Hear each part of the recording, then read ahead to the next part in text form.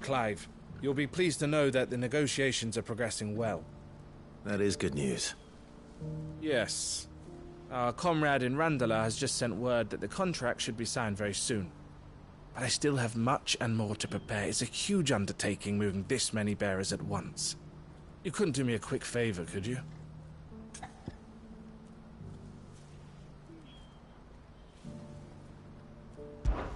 What is it this time? More wild beasts? Nothing like that. I just need you to go over to the caravans and ask El how long we have until the bearers arrive. Find out exactly how much faster I need to get all these supplies moved. All right. I'll go and ask. Thanks, Clive. I owe you one.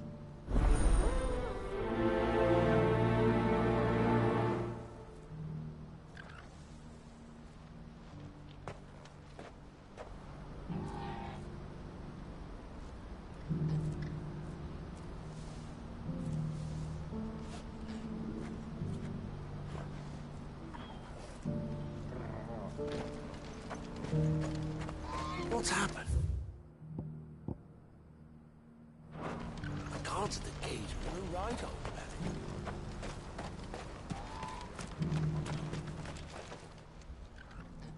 Don't blame yourself, El. This is their fault, not yours. I know, but... No buts about it, all right?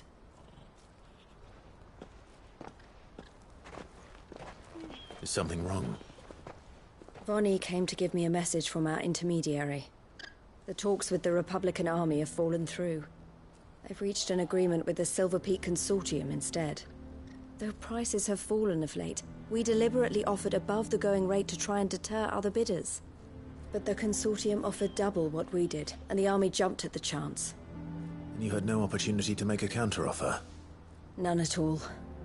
And we were so close. El? What's happened? I saw Vonnie leaving. She didn't look happy. And with good reason.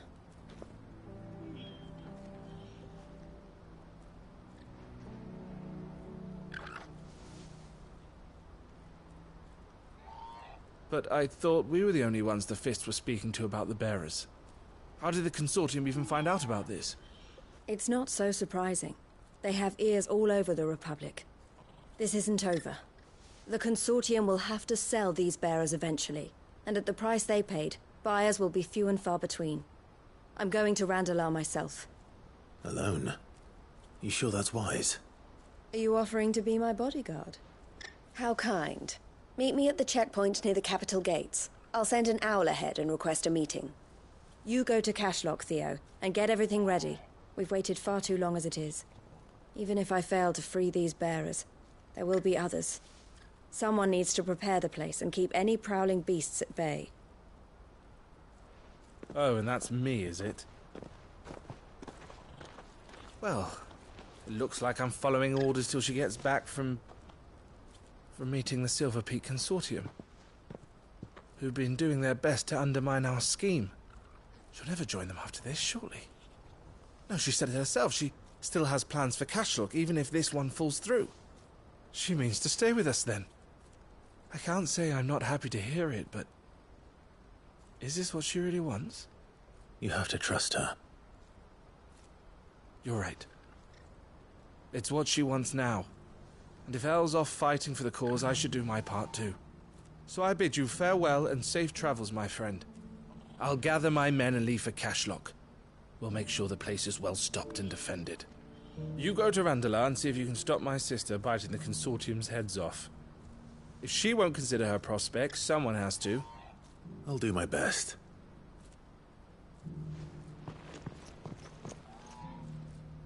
All right. To Randalar, then. I'd better not keep Eloise waiting.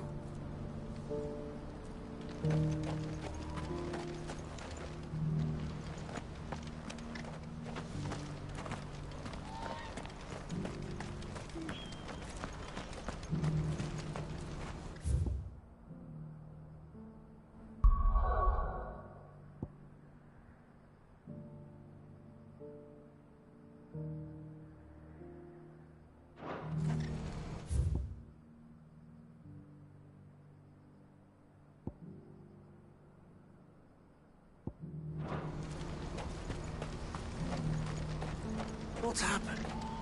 Can't the gate...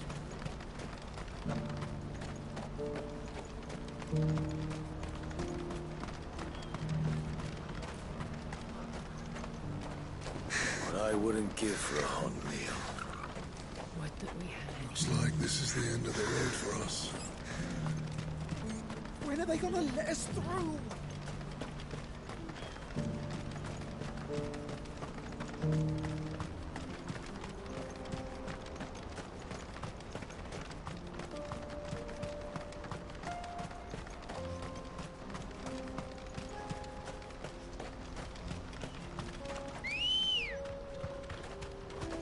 Come on.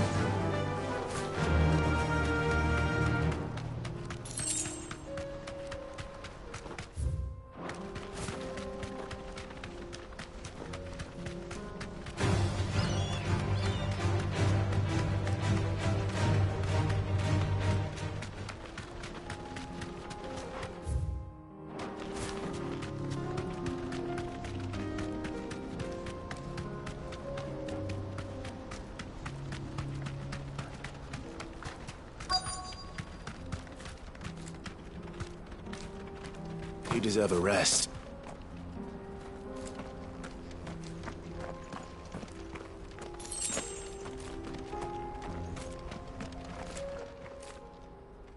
I hope I didn't keep you waiting. Did you arrange to speak with the consortium? Here they are now. You wish to consult with me? I did. It's about the bearers you recently purchased from the Fist. We had all but finished making arrangements to buy them ourselves, and then you stepped into the fray. You misunderstand. The consortium had an interest in purchasing them from the very first. It was only our regard for you that kept us from bidding. But your hesitancy in accepting our offer to you suggested that the regard was not mutual. And so we resumed our business. I did not hesitate. I am simply not inclined to make such decisions without first giving them due consideration. But what is done is done. Come then. How much do you want for them? Alas, you are too late yet again. We rarely take on such unconventional merchandise without a purchaser in mind. The bearers belong to him now. Who is your buyer? A trader from across the water. A most demanding fellow, if it's any consolation. He insisted the bearers be fed, dressed, even given their own bunks for the voyage over. That's what you get when you deal with continental types. I wouldn't know. Oh yes, the culture on the continent is quite different to ours. They pay good money for bearers not fit for the knacker's yard, and treat them like kings. But as long as they pay... That does sound unusual. No matter then. If they've already left our shores, there's little that can be done. Allow me to withdraw my interest. And with it, my interest in joining your organization. My associates will be sorry to hear that.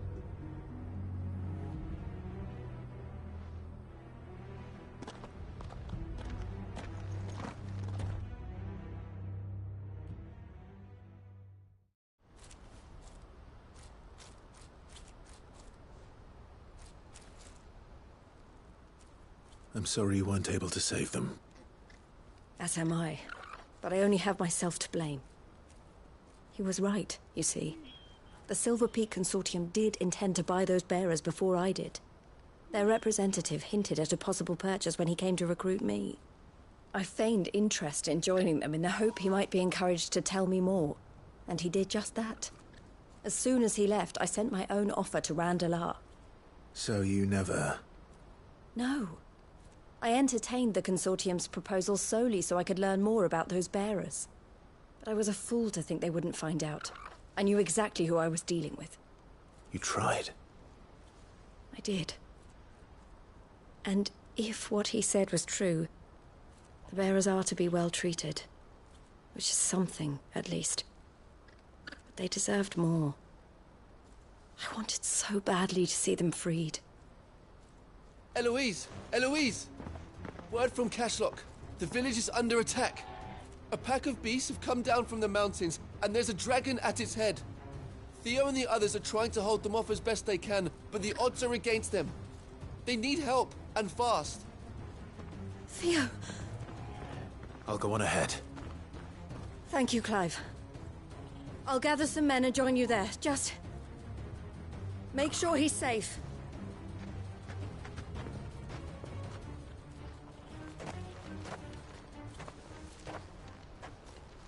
Hold on, Theo.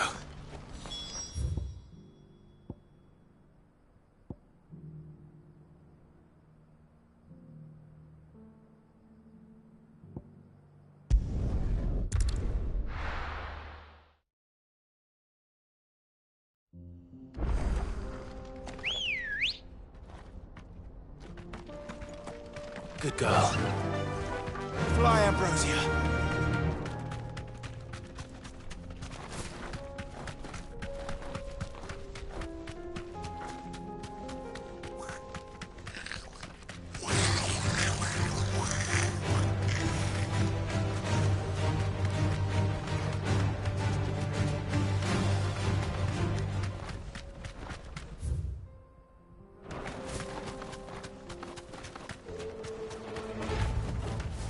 To the stables, girl.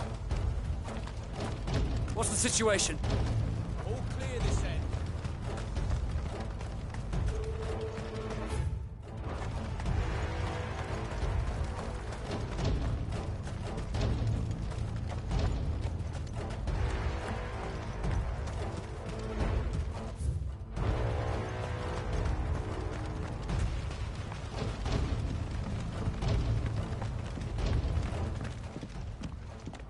Where's Theodore? Upriver! He led the dragon that way to keep it from the village, but the whole area's flooded with ether. We just have to pray he makes it out in one piece. I can do better than that. Torgal, with me.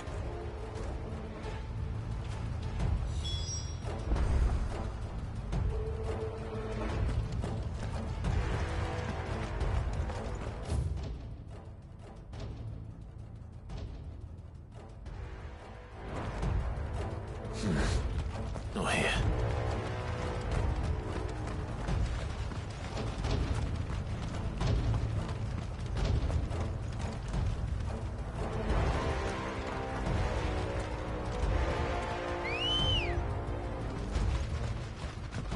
Come on.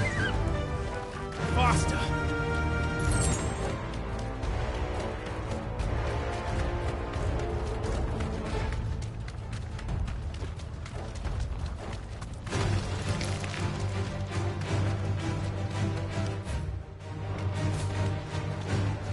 Where are you, Theo?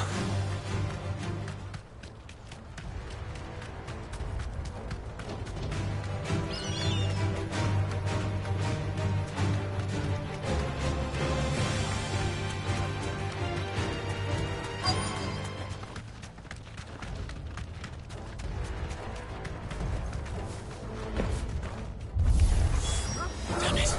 The ether's too thick. These creatures have already turned.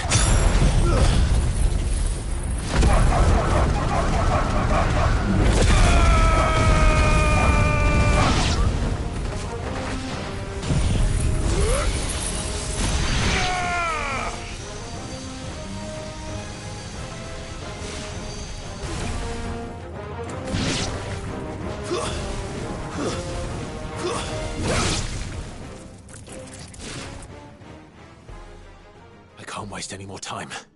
I need to find Theodore before that dragon does.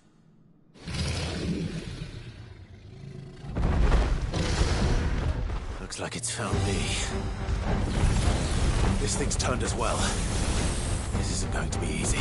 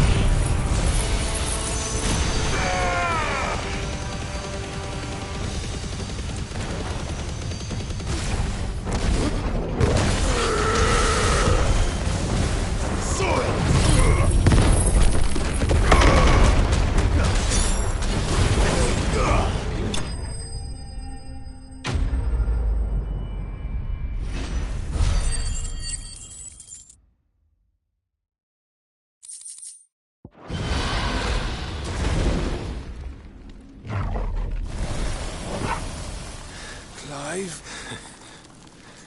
Theodore, you had me worried for...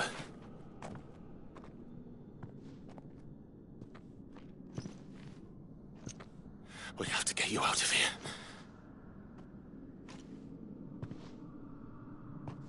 I think it might be a little too late for that. Bearer or no, there's only so much ether a man can take, and that Drake just wouldn't let me leave. You have my thanks, Sid, for finishing what I could not. For keeping Elle's dream. Theodore!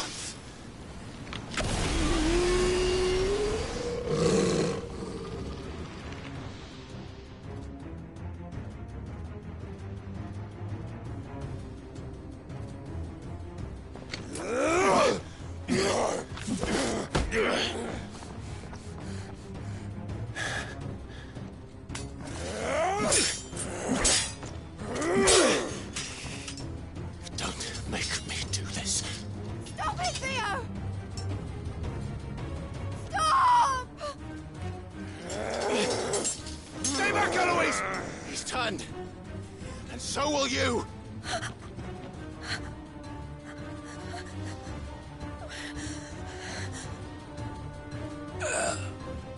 Elle. Theodore.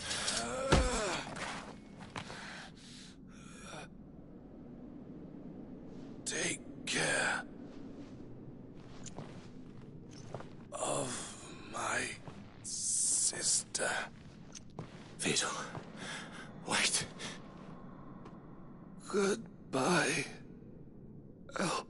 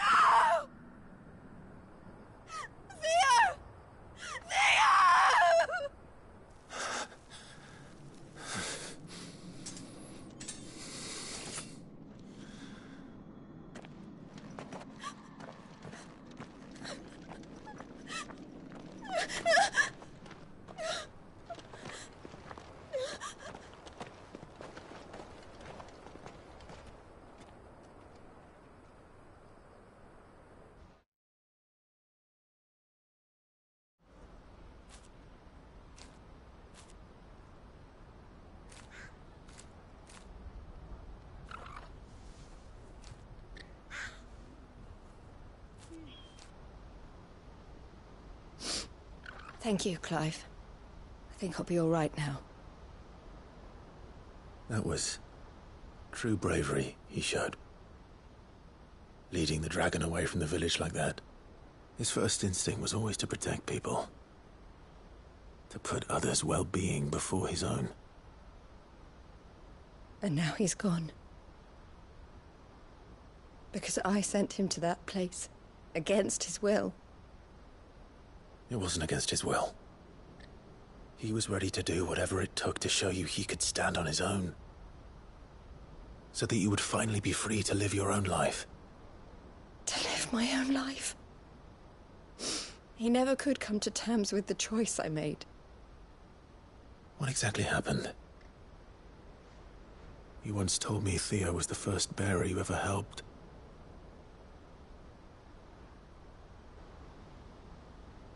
We grew up in Canva.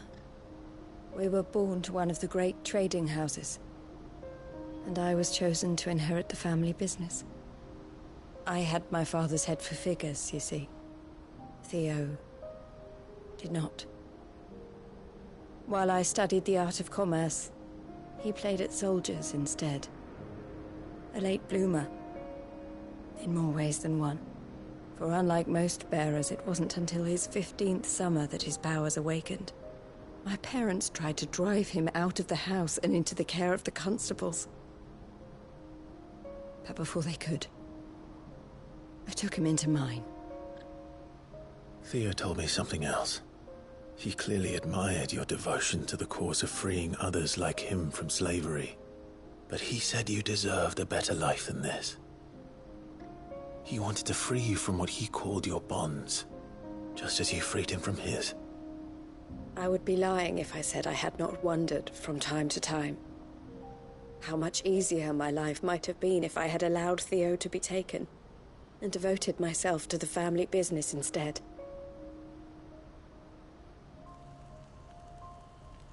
But I have never regretted the decision I made. Being with my brother meant more to me than tradition or reputation. I only had to look at him to remind myself of that night and the choice I made and the fact that I would make the same choice again in a heartbeat.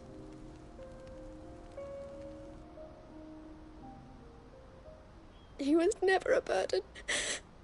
How could he even think that? If anything, I was the one who weighed him down. You weren't, Eloise. He said it himself, that he had always been grateful to you for saving him, and that he wanted to repay you by letting you live the life you were denied. Neither you nor Theo weighed each other down. You loved one another. You did whatever was necessary to continue living your lives together, and you always would have. You're right. All I ever wanted, all I ever did, it was so we could be together. Oh, Theo, why did you have to...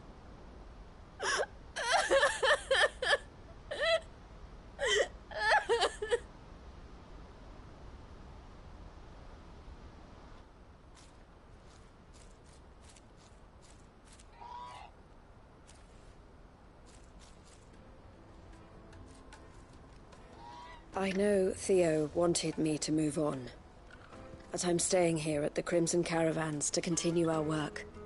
We can make a difference here. We can help people, save them.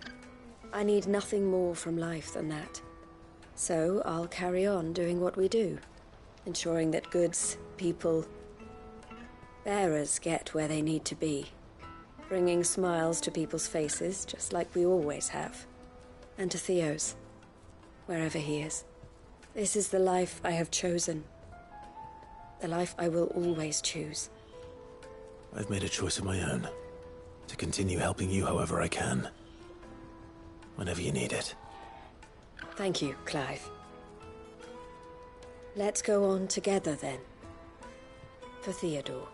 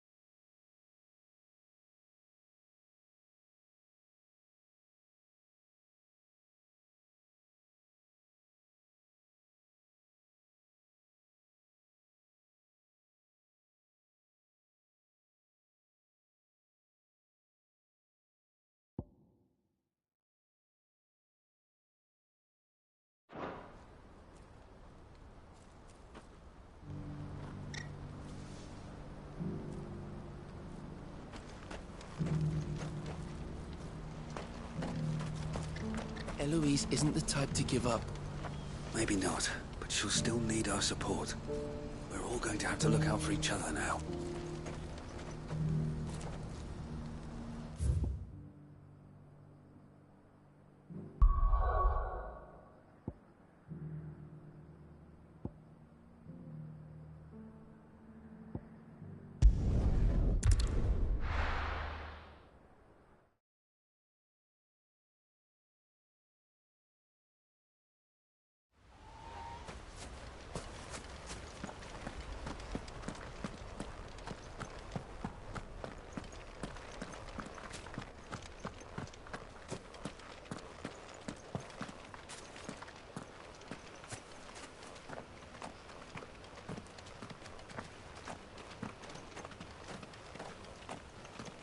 Ah, Lord Rossfield.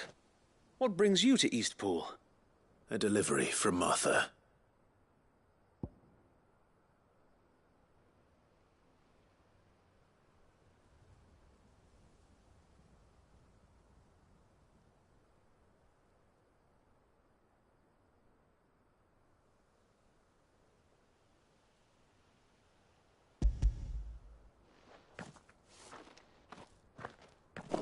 These are Gizal green seeds.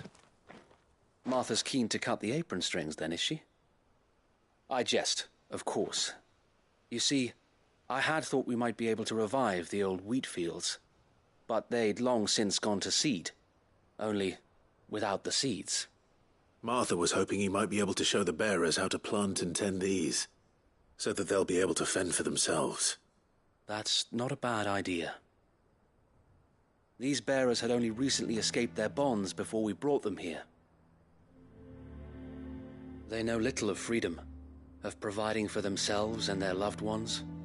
Unless we teach them how to live like free men, I fear that all we have achieved in bringing them here is to exchange one master for another.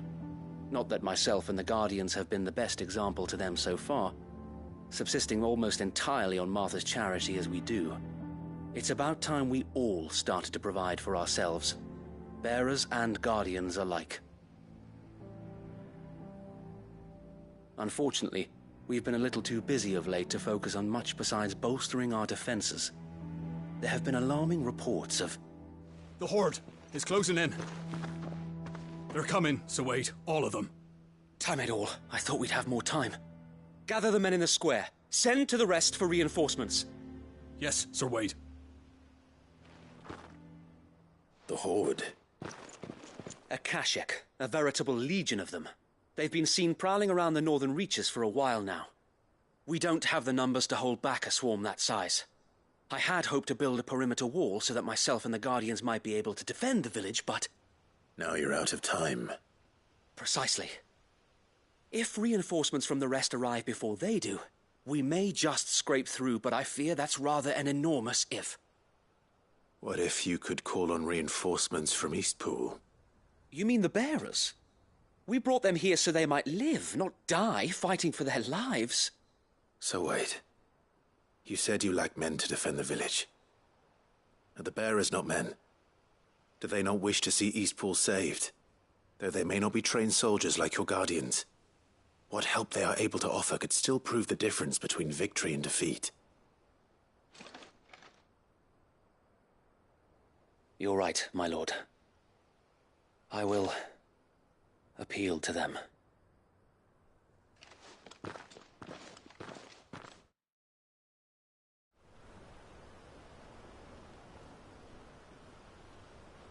My friends, I humbly beg your aid. We Guardians are few and our enemies many. But I swear we can defeat them with you at our side. You would send us to the slaughter, to serve as bait for those fiends so that you and your men might be spared.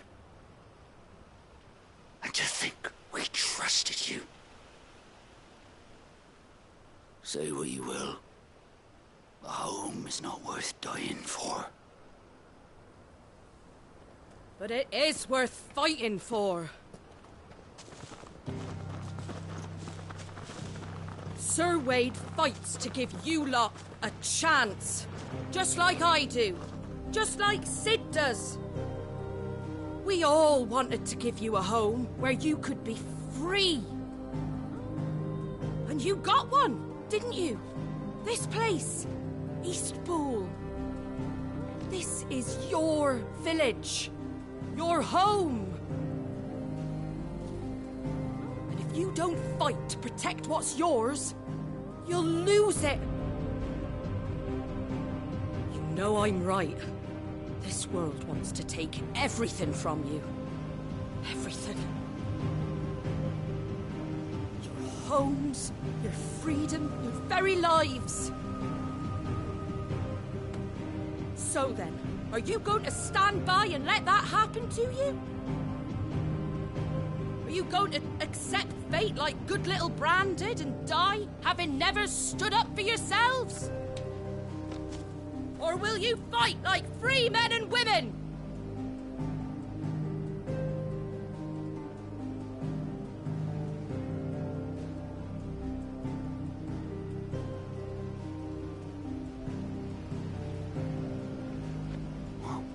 What are you doing? All right.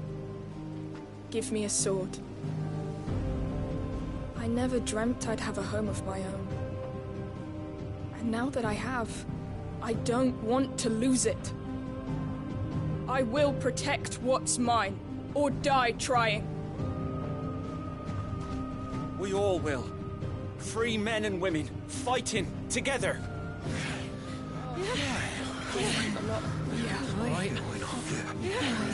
For Eastpool! For Eastpool!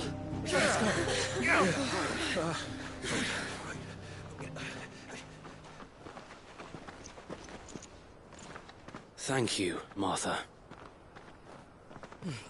Don't mention it. Just promise me one thing. That you'll show them how freeborn fight. Gladly.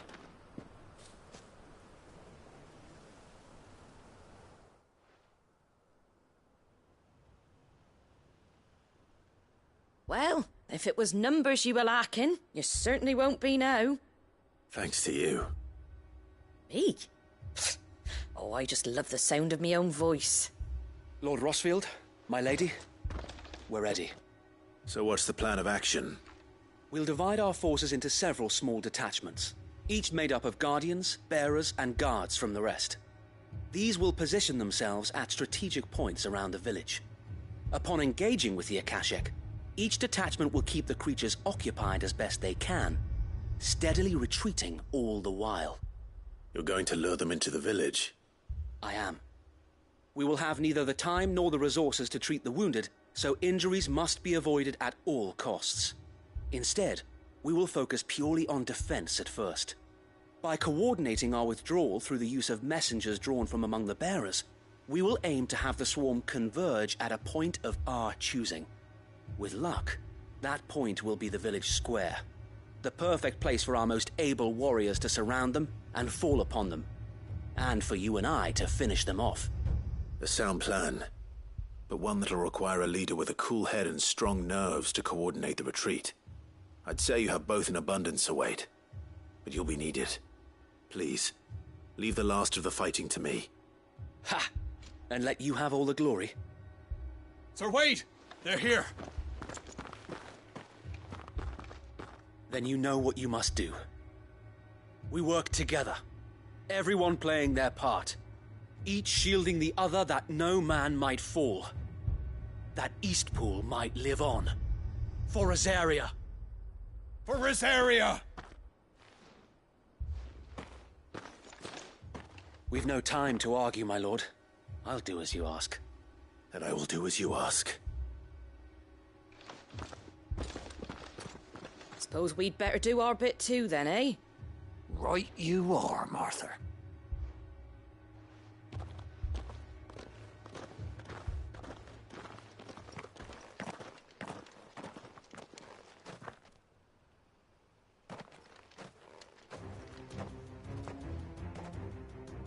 The calm before the storm.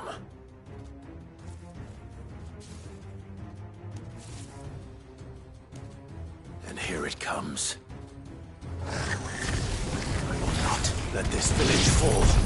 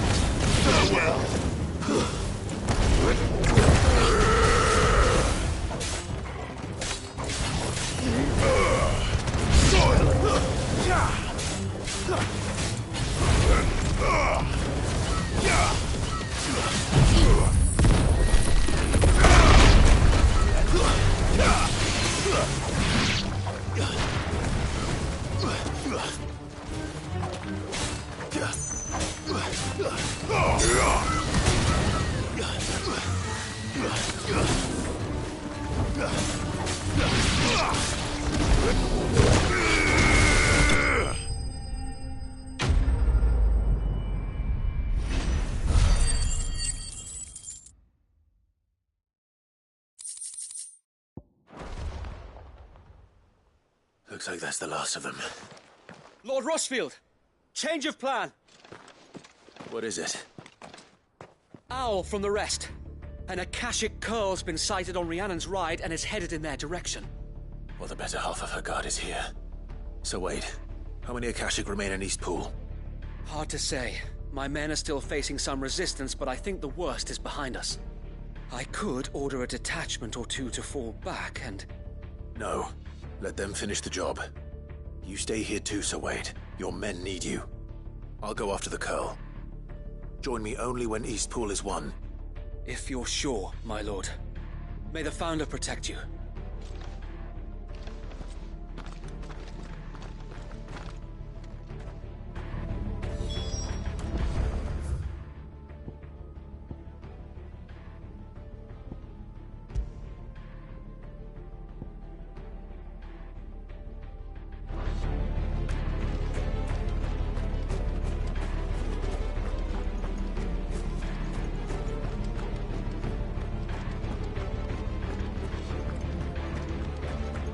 Next one's mine.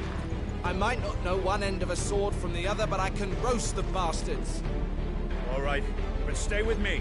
We fight as one. Come to tell me an Akashic curl's heading towards the rest?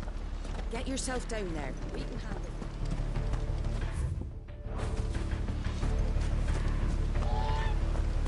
it. East Pool will be safe in our hands, my lord. You have my word. No use calling Ambrosia now.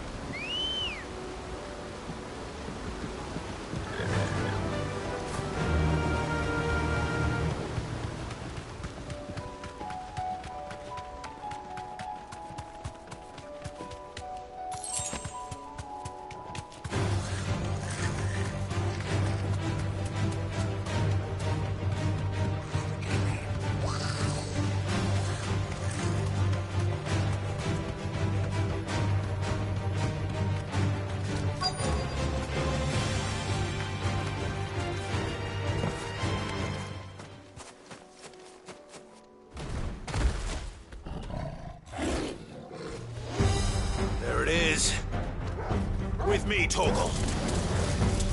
Nice try.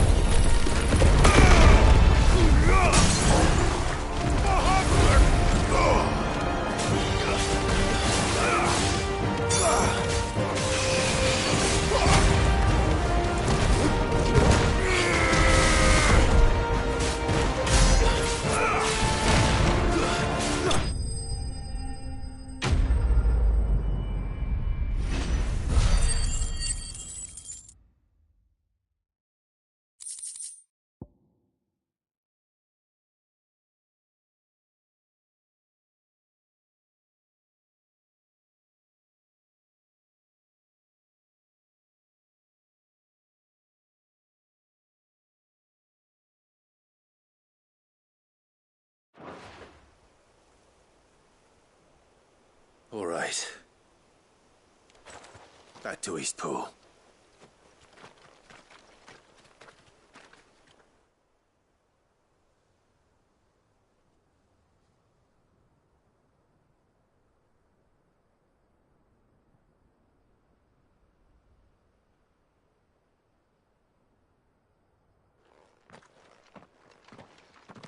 Lord Rossfield, the curl, is it?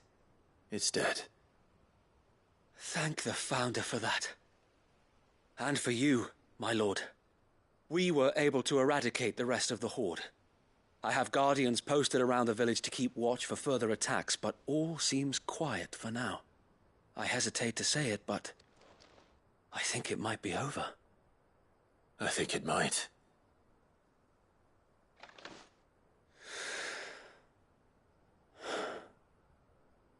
We did it. We saved Eastpool. Thank you, my friends. Thank you. No, Sir Wade. It's us who should be thanking you. You brought us together. Showed us what it means to fight for what you hold dear. We never had nothing to call our own before. We didn't know what it meant to protect it, but now we do. We really do. Forgive us, Sir Wade. You and your people saved us, and still we doubted you. But there's no doubt in my mind anymore. We're free men now, so we have to start acting like it. We have to fight to protect what's ours, to protect Eastpool. And we shall. We all shall. Together. This is our home. And if anyone or anything tries to take it away, they'll have us to answer to. Come on then. Let's get to work. This village isn't gonna rebuild itself.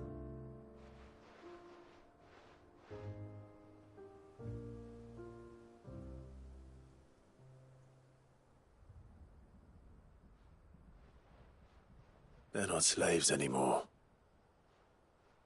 No. They're Rosarians. Your father took pity on the bearer's plight, and I believe if he were still with us today, this is what he would have wanted. I believe you might be right. I shall remain here, my lord, and do what I can to help rebuild the village. After all, this is my home now too. And I could hardly call myself an Eastpoolian if I didn't pull my weight.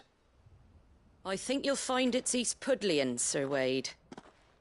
But you should be proud all the same. I'll have to pull my weight too. Can't have the rest getting outclassed. Speaking of which, I ought to be getting back. Can we continue to count on your support, Martha? Of course, and I'd be counting on yours too. Us Rosarians have got to stick together, haven't we? Indeed we have. And Clive, come by the Golden Stables when you get the chance. I ain't paid you for delivering them seeds yet. All right. I will.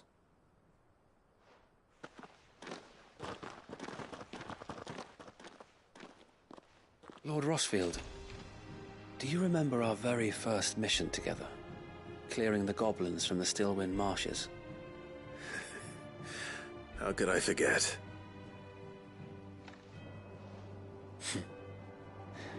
There's one sight that I shall never forget. You, facing off against that giant Morble. Not a trace of fear on your face.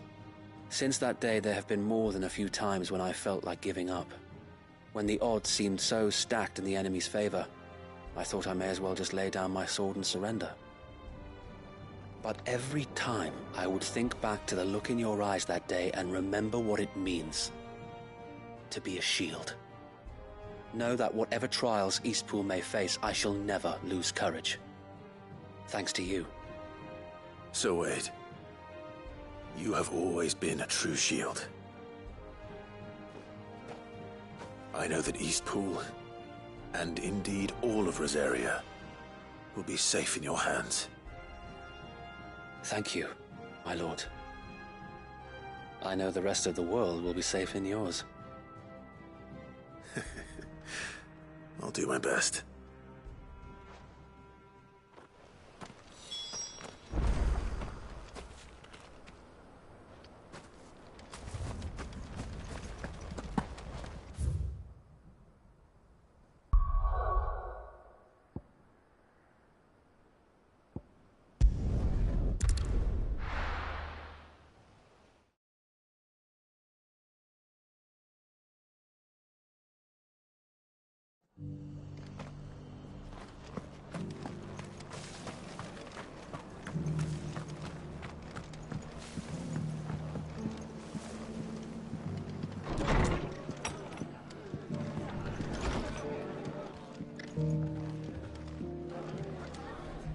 The hero returns. It's lucky you came by when you did, eh? Not only did my seeds get delivered, but you went and saved Eastpool and all. I just did what I could. And it's only right that you get rewarded for it. Take it before I change my mind. Thank you, Martha. So, Eastpool's finally back on its feet again. And a home to free bearers. Who'd have thought we'd see the day, eh? Well, it was your idea. I know that, but I never stopped to think what it would mean. Bearers in charge of themselves, thinking for themselves, working for themselves. Like your hideaway, but not even hidden away. Though I suppose the rest ain't much different nowadays. You know, bearers living free like that reminds me of when I first met Sid. Loath as I am to recall that particular day. I take it you didn't always see eye to eye. What happened? Well, if you really want to know, I started doing what I do long before I met Sid. In fact, that's how I met him. Or at least how he came to meet me. He showed up at the stables one day, asking questions about who'd been buying up bearers. Founder knows what he thought I was doing with them. Running a hunt, poking around in their innards. Something awful, anyway. Me, I thought he was a new constable. Thought the game was up. But somehow we both managed to work out what each other was about. And before I knew it, the cheeky arse was rattling on at me about how I was doing it all wrong. After all my hard work. Told me I was giving them relief, but not freedom. That my bearers were still dying as slaves. Got right under my skin, it did. Told him if he didn't like it, he could bugger off and report me to the garrison. And do you know what he did? He smiled. And then he laughed. And then I did the same. We made a pact that day. That whenever one of us was in need, the other would always be there for him. And you were? Well, we both wanted the same thing. To make life better for bearers. Just like your dad. Do you know I was born right around the time Elwyn became Archduke? Growing up, I saw how he tried to change things. He certainly didn't lack for ambition, that one. Indeed. But the loftier one's ambitions, the harder they are to achieve. Which is why those of us who follow in their footsteps need to finish what people like Sid and my father started. Suppose you're right, aye. And if we don't manage it, there's always them who come after us. Good thing we've got a few half-decent sorts waiting in the wings, eh? It's almost enough to give you a little bit of hope. Just a little. Anyway, enough nattering. Better get back to work. Let's see about making everyone some dinner, shall we? The least the folks who saved Eastpool deserve is a hot meal. And you and me ain't gonna save the world on an empty stomach neither. That sounds like a wonderful idea.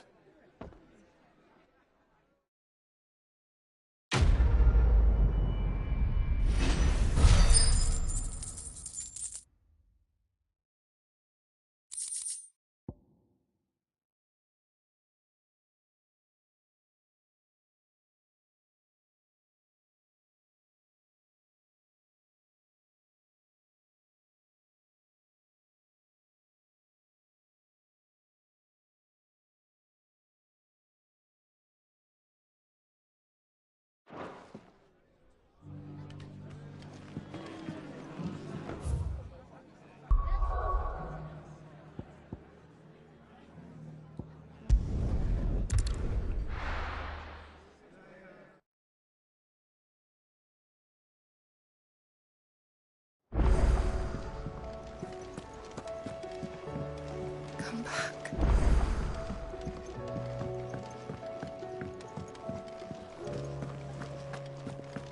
Oh, don't tell me we've run out of Papio nuts and all. Thin these days.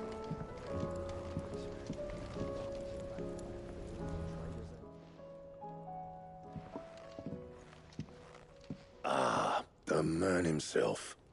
We were just about to make a start on that sword I promised you. It's funny. But none of this would have been possible without your help. You remember Camille? We'll be using his leatherwork for the grip. The steel, meanwhile, will be tempered in a fire, burning the cinders you charmed out of old Zoltan here. And that whetstone from the Outer Isles, that'll be what gives the blade its edge. And the final flourish will be my talented colleagues' engraving. A team effort led by the greatest blacksmith alive. Now, save that talk till the thing's finished, yeah?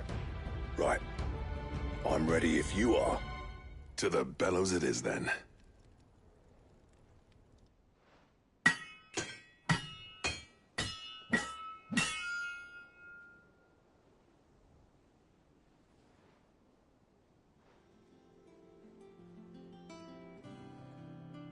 Well, bugger me. We actually did it.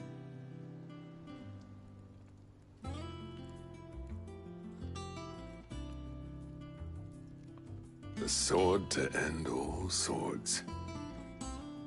Ragnarok. It's quite something.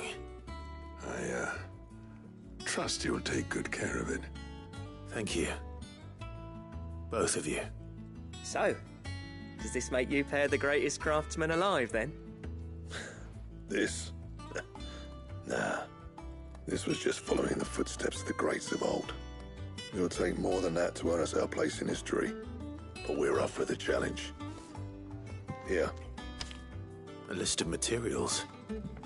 Zoltan and I got talking on the long road back from Dravost. We reckon with those items there, we could craft something even better than the Ragnarok. Something worthy of a legendary outlaw like yourself. That's a weapon I'd like to see. You leave this list with me. I was hoping you'd say that. One legend at a time, eh, lads? Before you start on the next, who fancies raising a cup to friendship reforged? Good idea. No more drinking to forget my past. It's about time I had something to celebrate. Then tap the kegs! Vulcan's boys are on their way!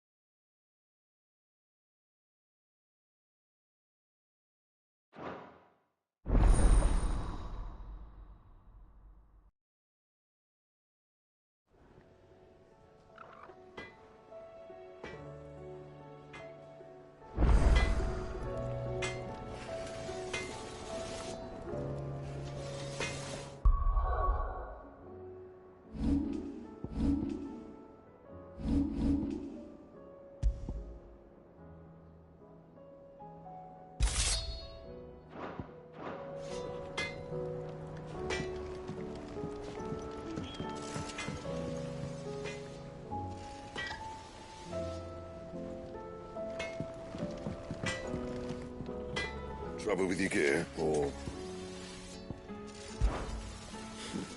I never thought me and Zoltan would ever speak again, let alone work together. And if it hadn't been for you, we wouldn't. You've been a good friend to me, Clive. The best. What's that for you, dear?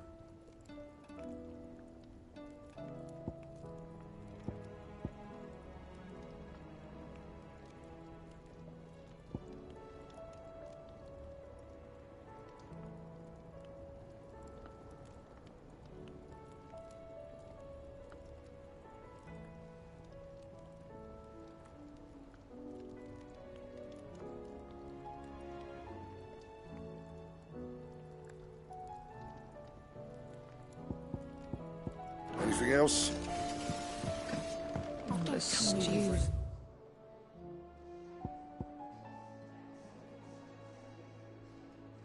Happy nuts and all.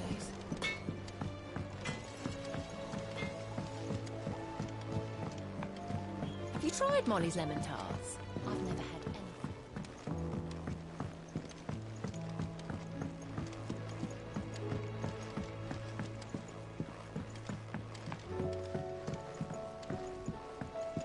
Canva lost? It can't be true. Miss, can we read Miss Editor's story for our lesson today?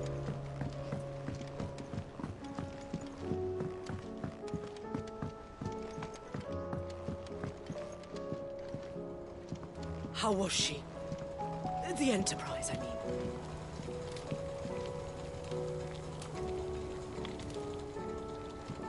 Ah, Sid. Wasn't expecting you back so soon. So, is it good news or bad?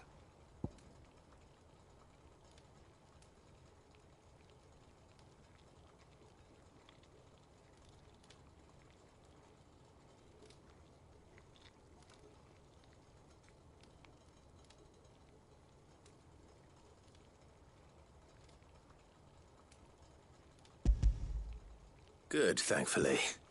Here. Ah, that's brilliant! Thanks a blimmin' million! I'll fit 'em to the smelter right away!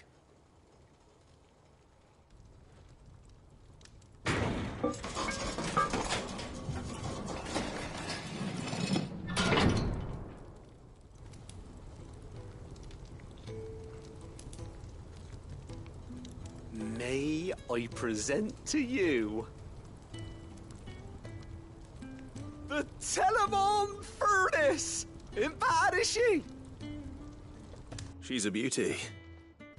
You saved my bacon again, Sid, and I ain't about to let your good deed go unrewarded. It's fine, really. My bag's flexible enough already. Oh, don't say that. I'm sure I can make a few improvements to it yet.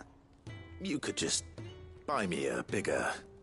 How about that clasp? Looks a bit stiff. Reckon you could loosen it up and make some more room? And I reckon I know how.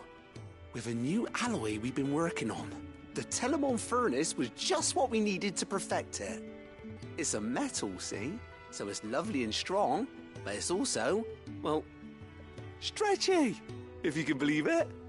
Stretchy metal. Well, if you insist. That is the spirit. You'll love it, I promise.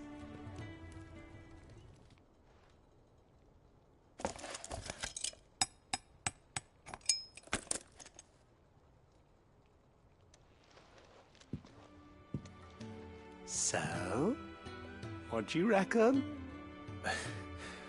It's actually quite ingenious. Thank you, Owain. Shh, don't mention it. You earned it. And I wanted to get some practice in using that metal anyway. Reckon we'll have all kinds of uses for it around the hideaway. Can't think of any right now, but that's our job, innit? Dreaming up new ways to make life easier around here. Maybe even out there, too. One day, the whole world's gonna know about the inventions you've helped us put together. That bag of yours will be the first of many. You mark my words. They'll hardly believe their eyes, I'm sure.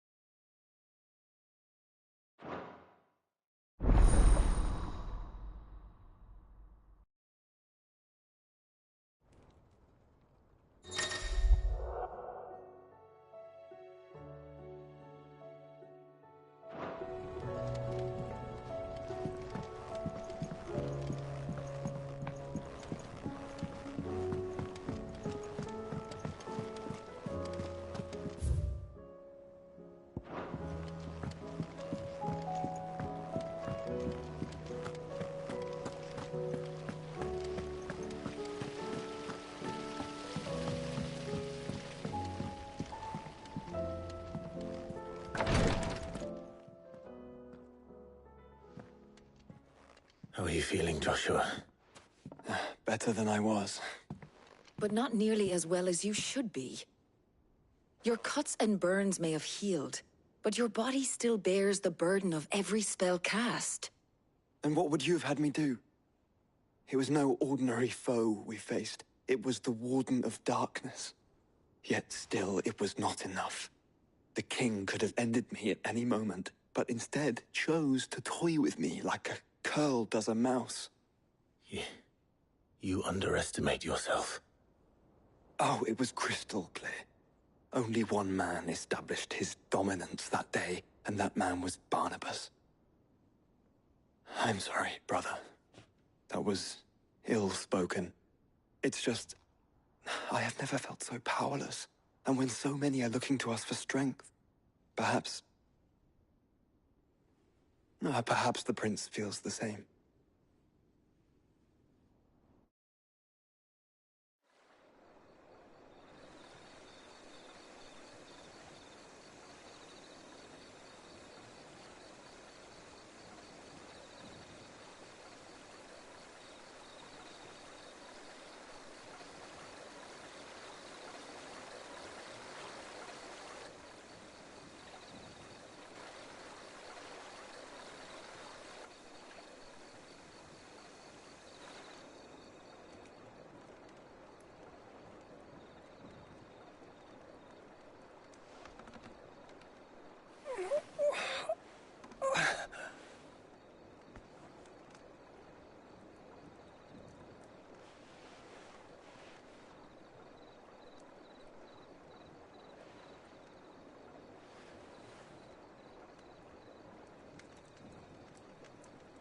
What is this place?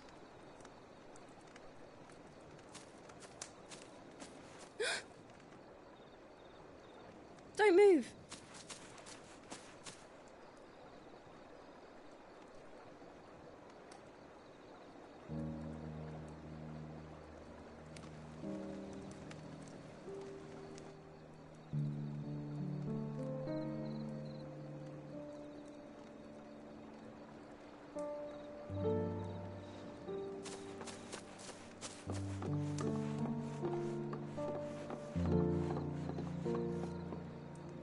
Here, it's fresh from the well.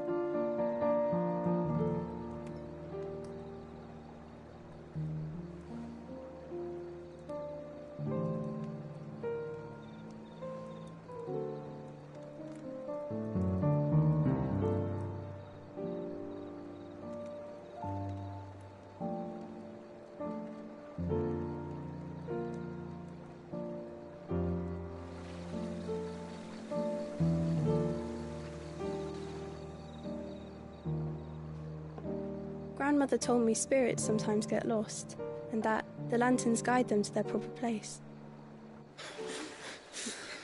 I set one on the river for her when she passed away.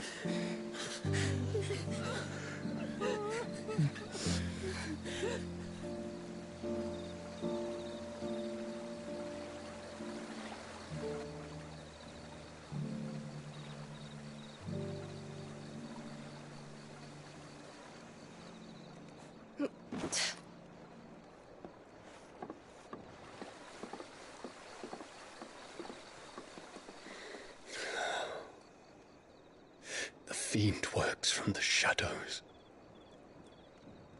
Was it you who guided my hand then, Ultima? No, not you. This is my doing, my fault, my sin to bear. And for it, I must atone. Your hurts are healing nicely. It was my poultices that saw you well. You make them? And sell them, or try to. Earns me enough for bread, most days. Forgive me.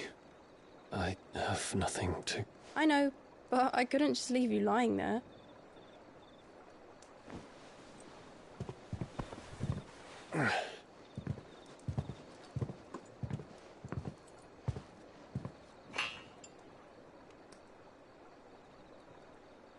You're going then?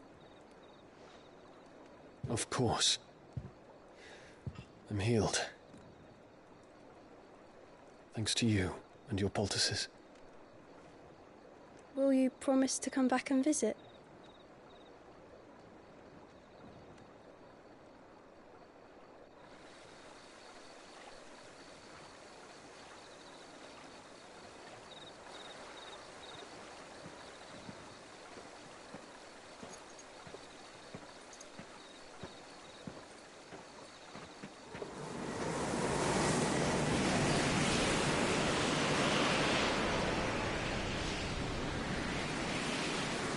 Well, Phoenix, it would seem that I owe you my wings.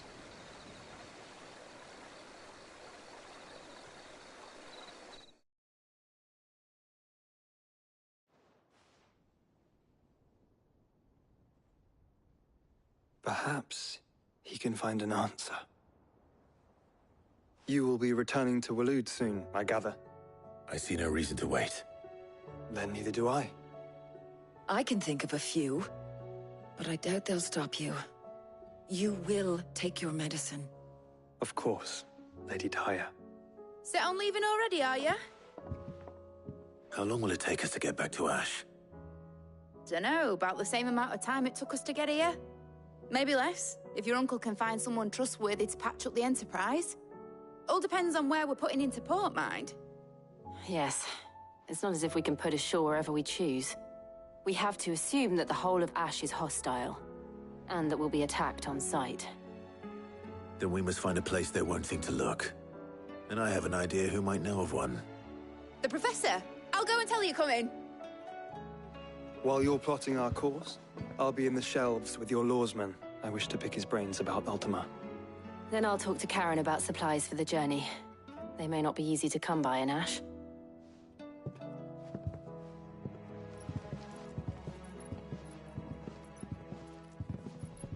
Your brother's body won't take much more of this recklessness. You know that, don't you? I do.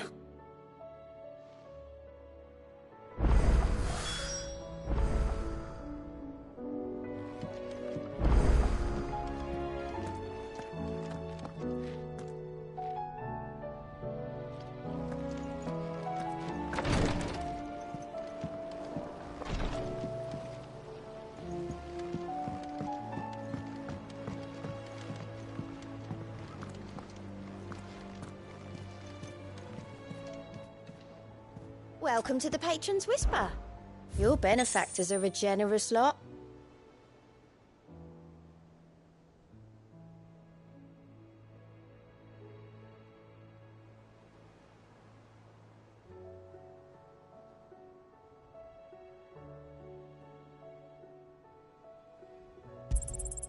All yours.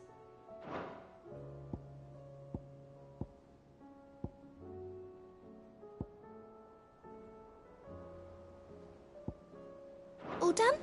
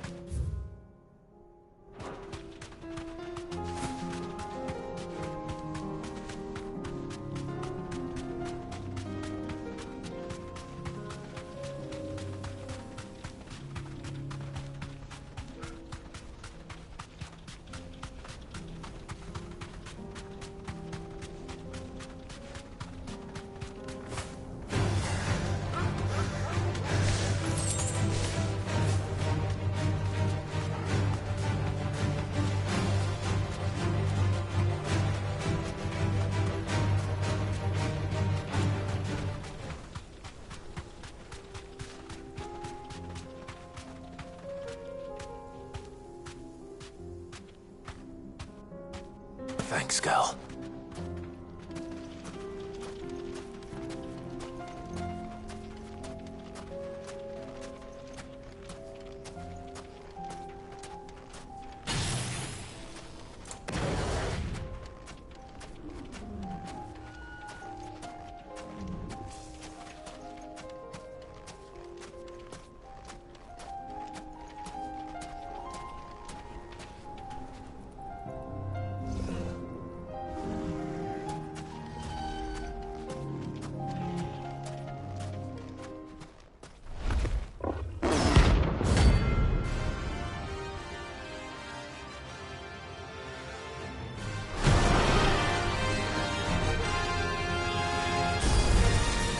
We're not gonna outrun this one. Stay close, Torwal.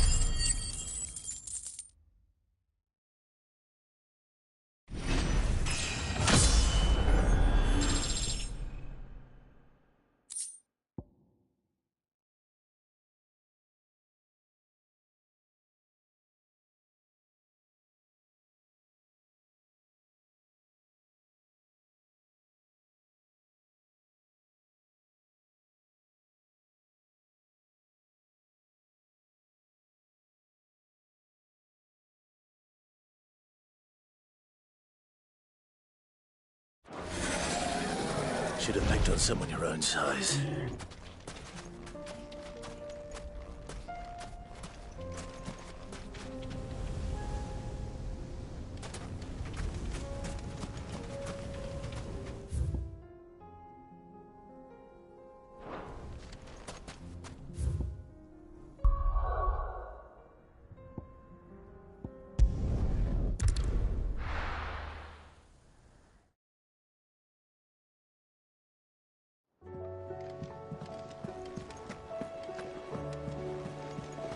Covered in nicks and lumps, the lot of them.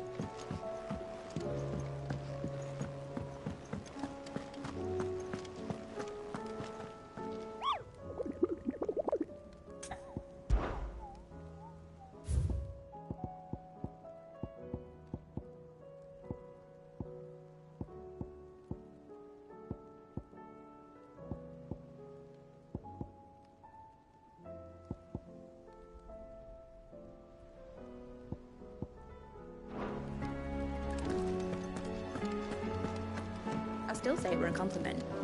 Say it all you like. It doesn't make it true. Ah, Clive. I was wondering when you'd arrive. Please tell me you've come to take our young prodigy here off my hands. I'm not here for Mid. I need information on Ash. Then why not ask Molly if you can look in one of her ovens? Go on. As soon as the Enterprise is ready, we'll be setting out for Drake's Spine. And we're going to need a safe place to land. Preferably one that won't see my ship blown to shit and splinters. If it were that easy, do you think Waloed would have resisted invasion for so long? Very little is known of Ash, and the information we do have is spotty and outdated. We have the good King Barnabas to thank for that.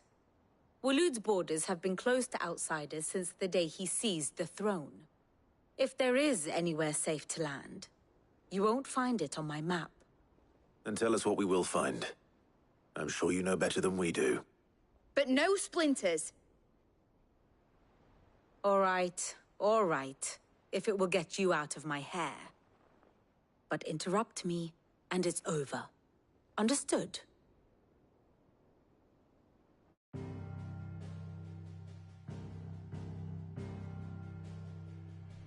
Barnabas Tharm, the one they call the Last King. Understand him, and you will understand the kingdom of Waloed. Barnabas was only a boy when he arrived from beyond the southern seas, and barely a man before he united the ragged tribes of Ash. And having unleashed them upon the formidable Veldamark, he set his throne upon the ancient kingdom's ruins. The victory sent shockwaves around Valisthea, tales of Odin's might spreading through every court, parlor, and drinking hole in the realm. Note that this was in the year 843, and that the king still sits upon his throne some 40 years later, quite untouched by time. Waloed's recent inaction left many wondering if Odin had lost his appetite for war. And yet here we are. The Einherjar was committed to the fray, a bold declaration of intent. Orcs swarm around Drake's Fang, and throngs of Akashic haunt Canvas streets. Though how precisely the havoc they wreak serves Waloed remains unclear. Regardless, if the order to attack truly came from King Barnabas, then one thing is certain. Waloed has achieved the impossible, and made bedfellows of beastmen and the ether-addled alike. All of which is a roundabout way of saying that you will be in unknown territory when you set foot on Ash. Much of the continent has already been lost to the Blight, and what few ports remain will be fiercely guarded. And that is to say naught of its natural defenses. Offshore currents will cast an ill-equipped ship out to sea one moment, and dash it against the rocks the next. But then the Enterprise is anything but ill-equipped. And Mid has made land there before. Now, If only there were someone with an intimate knowledge of the Shadow Coast, and where a daring gentleman might put ashore.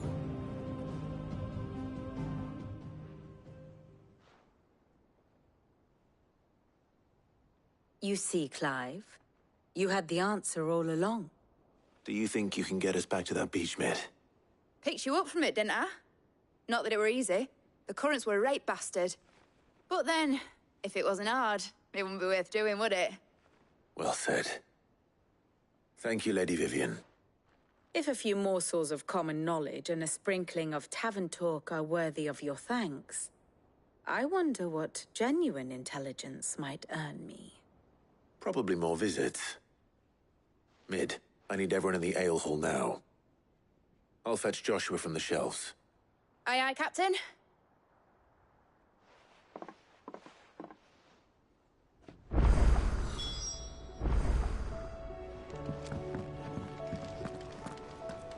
How do you split the sea, you reckon?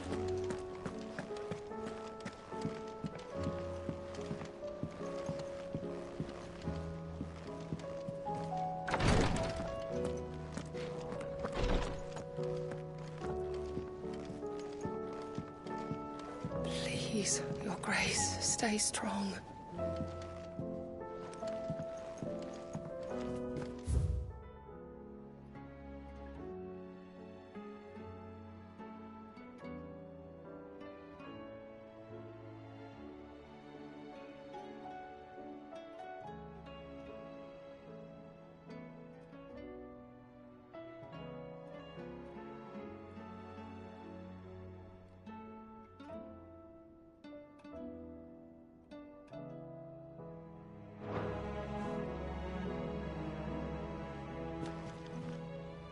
My Lord Marquis.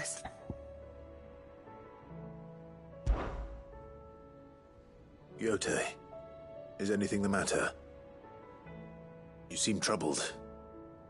Perhaps I might be able to help. My lord. Yes. Perhaps you might. It's your brother. His condition continues to worsen, though he does his best to hide it.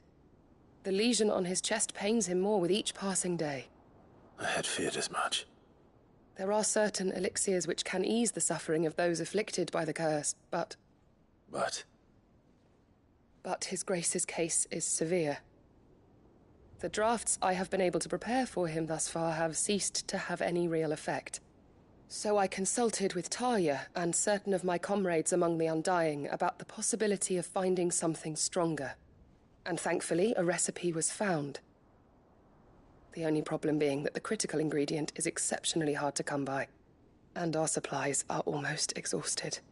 Unless we can secure more soon, your brother's anguish will likely become unbearable. My lord, I know that I have no right to make demands of you. But would you help? For Joshua's sake.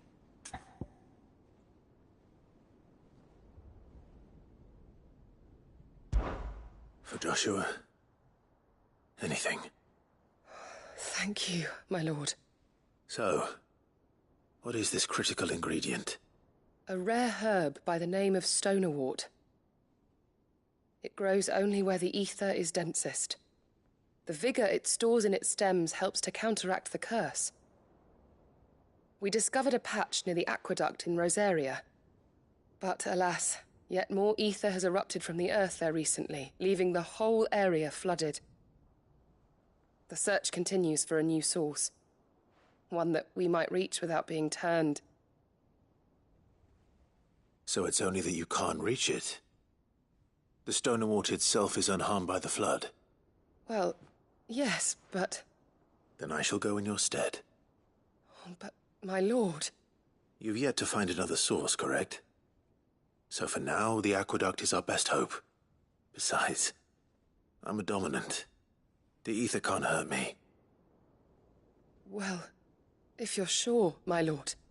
Stonerwort is easily identified by its blood-red blooms. Search around the aqueduct, and you're sure to find some soon enough. I shall remain here, and prepare the other ingredients.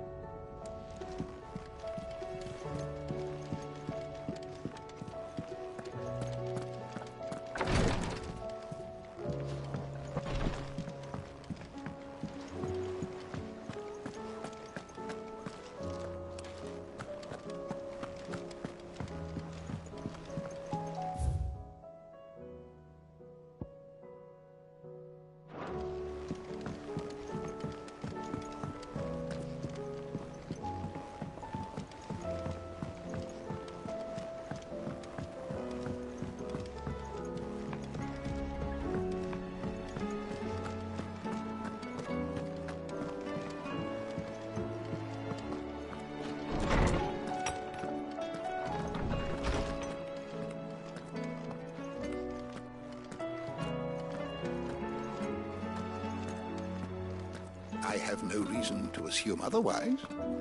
Well, then that changes everything.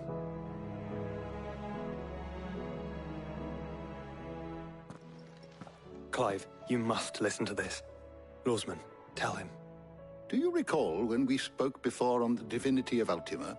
Well, it inspired me to delve deeper into the subject. And what I discovered appears to agree with the findings of His Grace. You will recall that my quest to uncover Ultima's origins began with the mural at Phoenix Gate. But while I've always known it to be important, its secrets have heretofore eluded me. Now, however, I believe I know where to find the more complete example, one that will reveal all we seek. Master Clive, have you ever in your travels chanced to hear of the Circle of Malleus? I would think not, if you have. But there was once a time when the faith flourished, the oldest known religion in the Twins, and though its popularity eventually waned on Storm, hints of its dogma remain embedded in more modern faiths such as the Crystalline Orthodox. Wait, you said it waned on Storm. What of Ash? Religious monuments are often torn down or repurposed when new faiths rise to prominence. But if no new faith arose, then perhaps the ancient temples might still stand. And so, you see now why I must accompany you to Waloed. It would appear the past still has much to teach us, though in this case, it would not have been possible without the musings of Moss. To think that you carried a copy of my old mentor's chronicles all along. I am relieved to discover it in good hands. I shall guard it with my life. Joshua, if you're finished here, join me in the ale hall. I need to speak to everyone before we leave. Right away.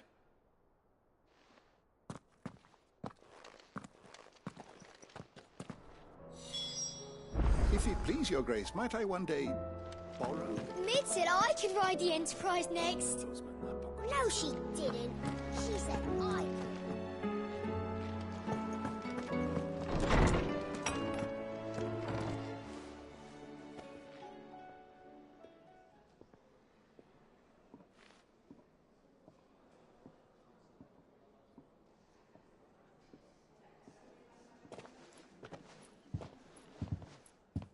My apologies.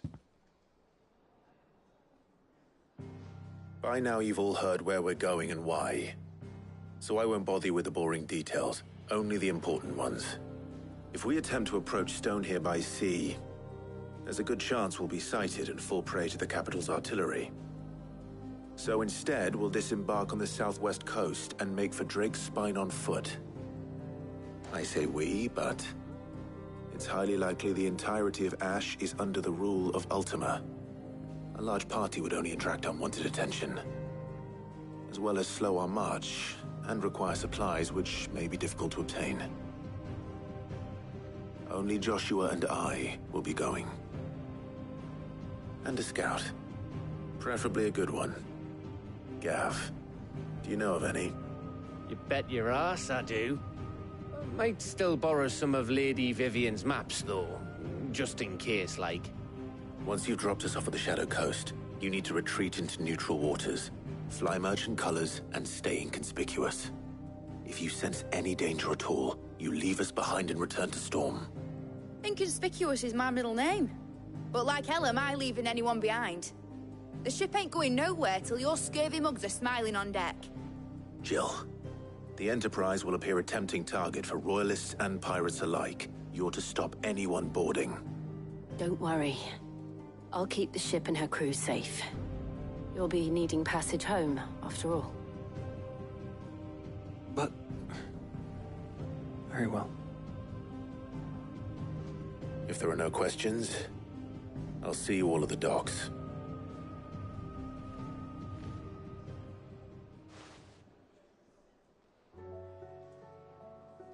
Let me know when you're leaving. I want a word before you go. Of course.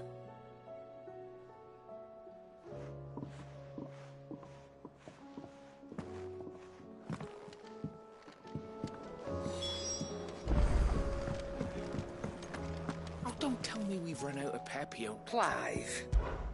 Go on, then.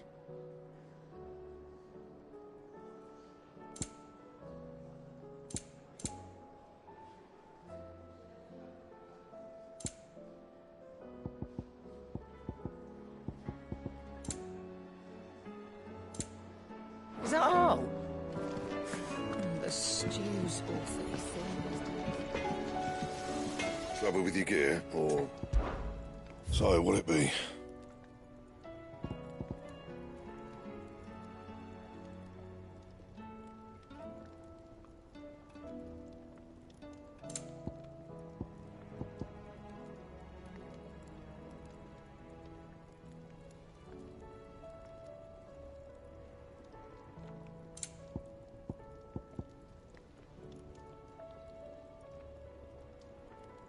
Anything else?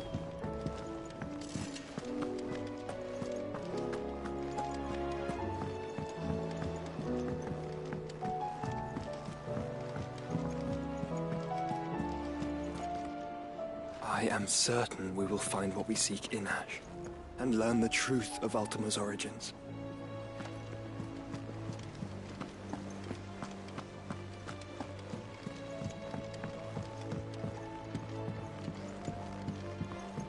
How do you split the sea, you reckon? I reckon. Is something wrong? Not at all. Honestly. Can't a man wish his friend farewell? Just wanted to let you know that I'll keep things in order while you're off saving the world. I'll hold you to that.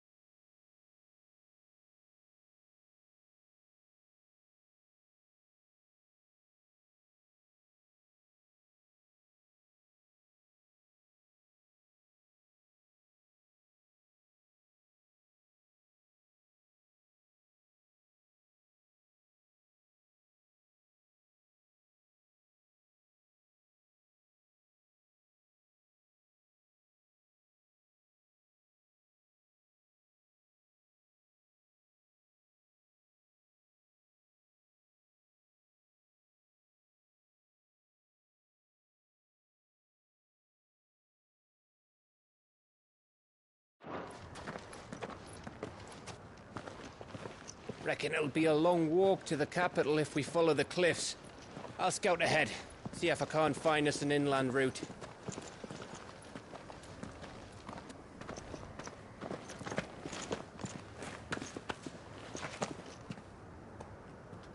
Clive.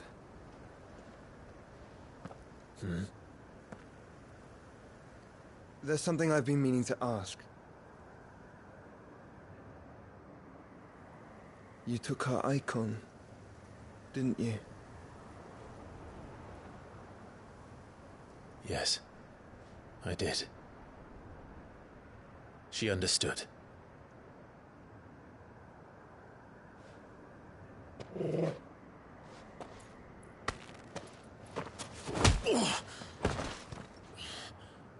Oh, she understood.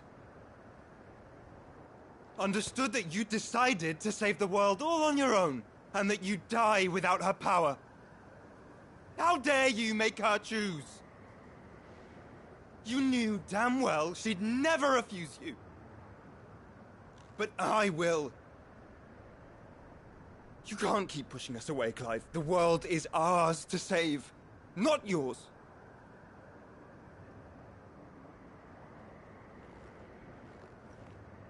I used my gift because I thought it was the right thing to do.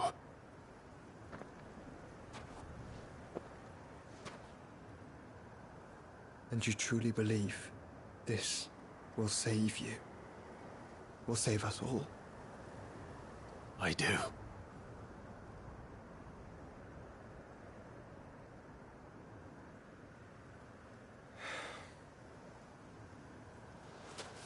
Then so be it.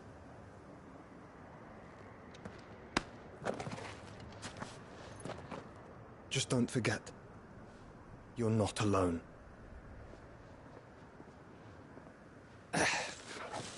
Think I found us a trail. Did I miss something?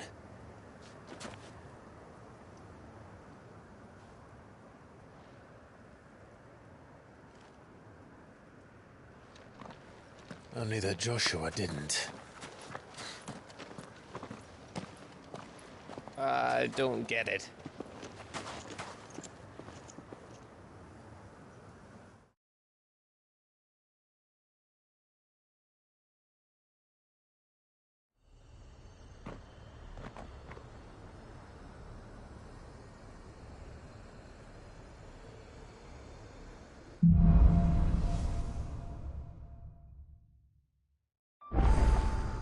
Always wanted to visit Ash. We're in Waluda territory now. Don't expect a warm welcome. Oh, I don't know, Clive. That castle over there looks inviting enough. Shall we sample its inhabitants' hospitality?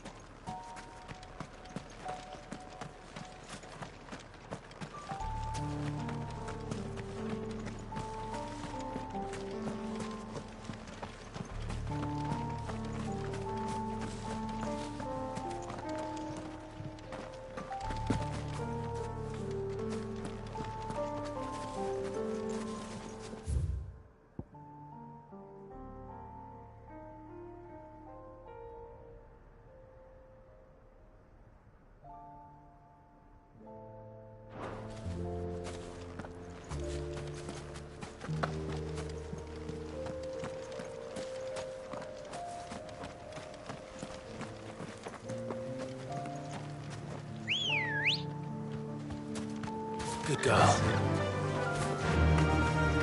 Remember what I said about warm welcomes, Gav? Wow, this place is as dead as Grieger's ghost.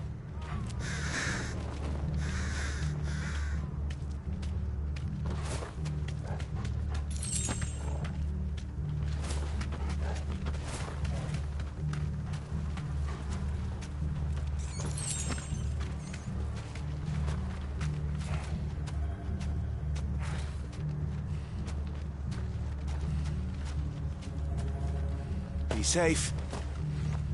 Stay low. I knew I smelled something. That's the only orcs and Akashic here.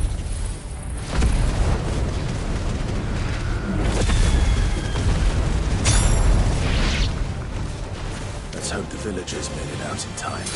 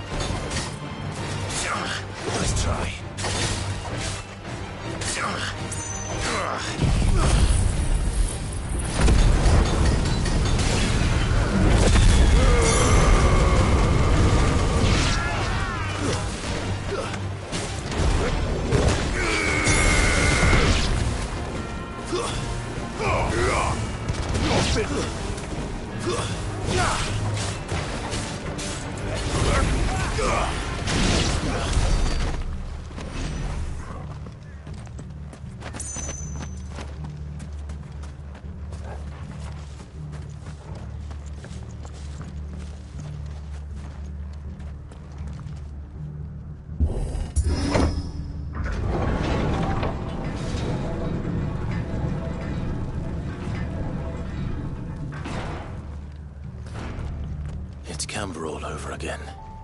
Where the hell are the Royalists? Seems you were right about that welcome after all, Clive.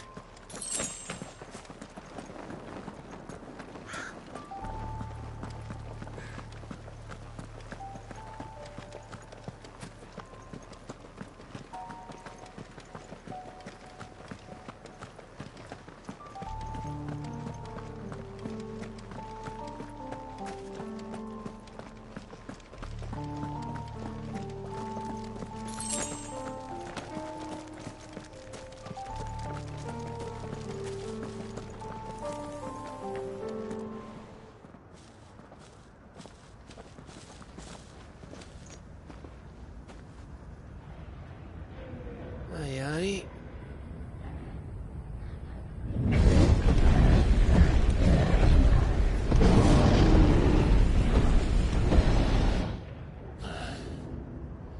Is the whole of Ash fallen into Ultima's hands?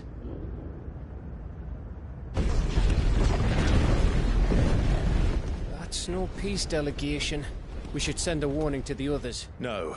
My uncle will have an eye on the coast. I trust he'll find a way to entertain any uninvited guests.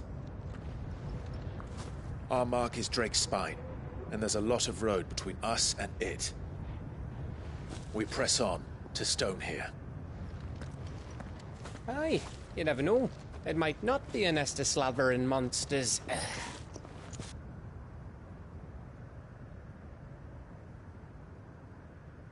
Clive, you must go on ahead without me. This stronghold is as old as Phoenix Gate, perhaps older.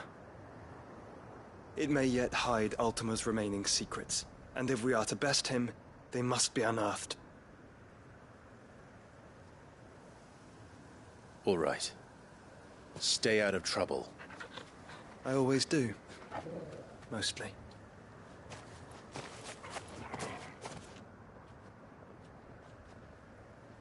You sure about this? About leaving my brother on his own. Of course.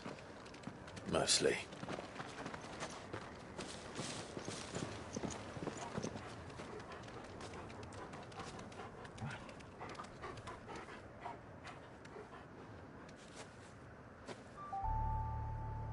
Lady Vivian's map is so old it's hard to tell which way is up. But if I'm right, we're not far from a village called Eastler. Then we make our way there, resupply, and wait for Joshua.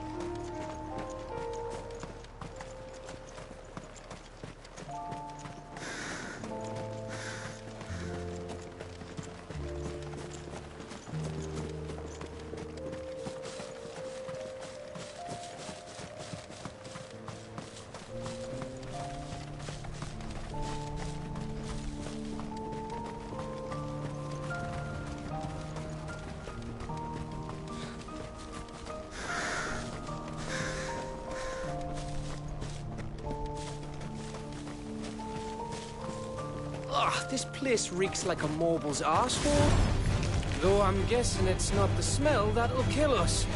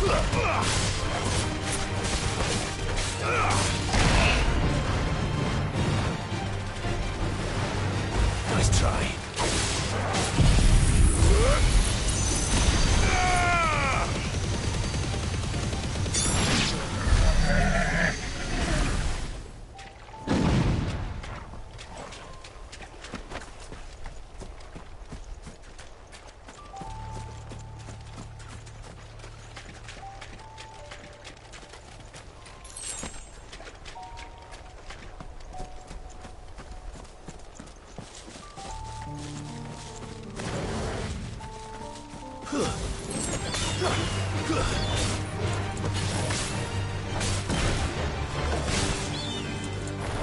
me!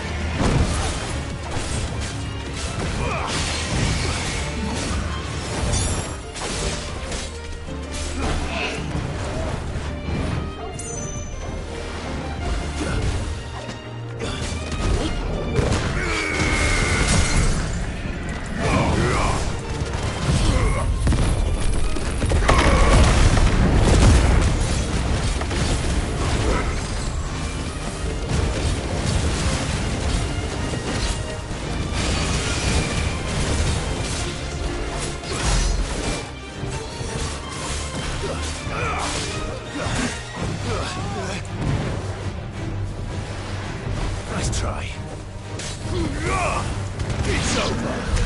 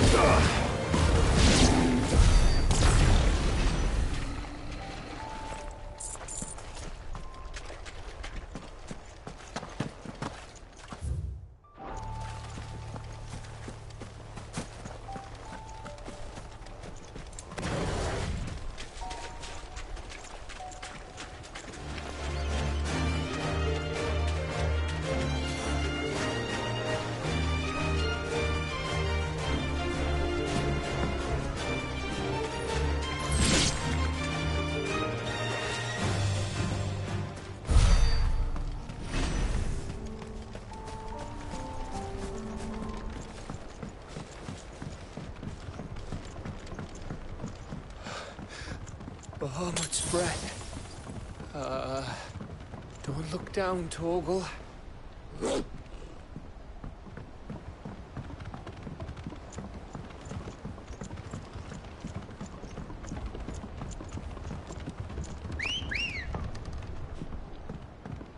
Ready, go?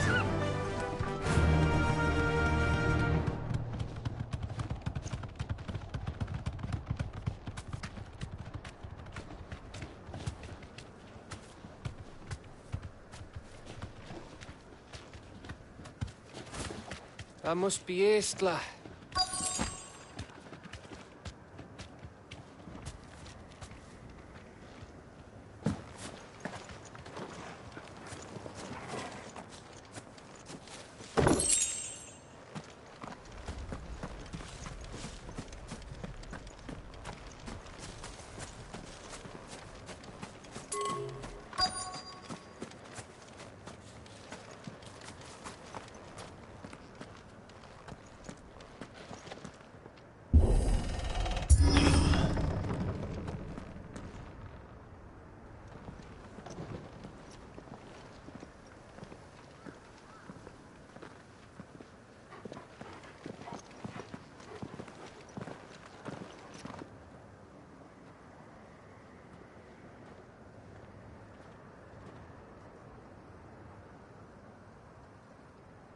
What do you think, Clive? Then we're too late.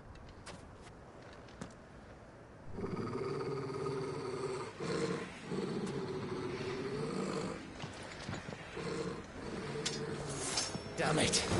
They're all turned. There's nothing we can do. I wouldn't say nothing. No quarter gap!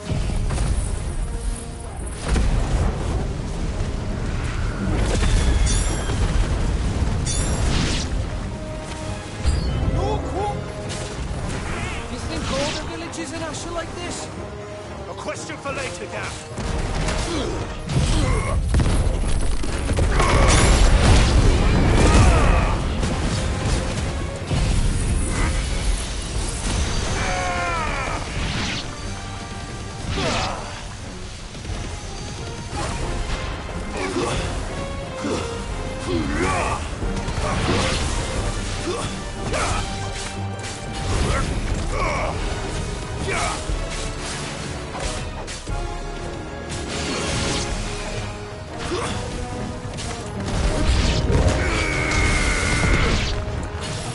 Here they come! And come, and come, and come.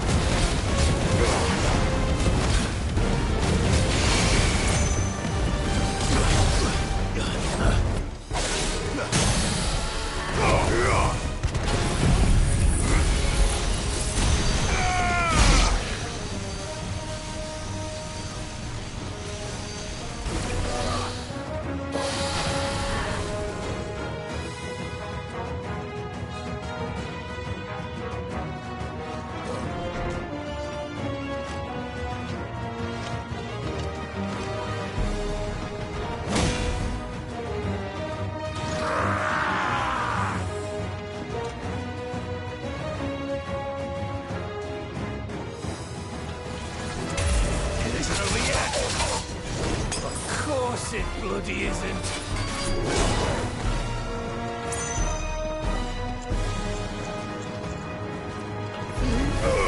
Too slow.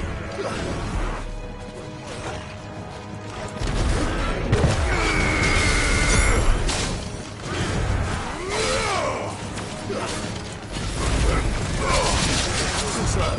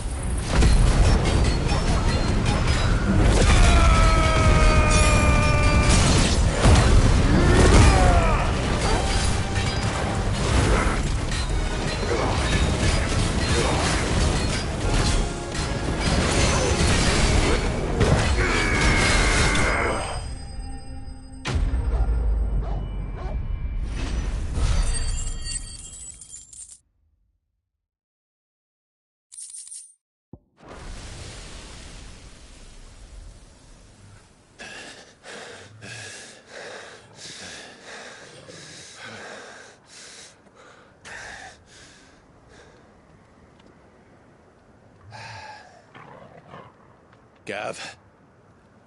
Gav! Don't tell me there's more of the bastards. Oh, fuck.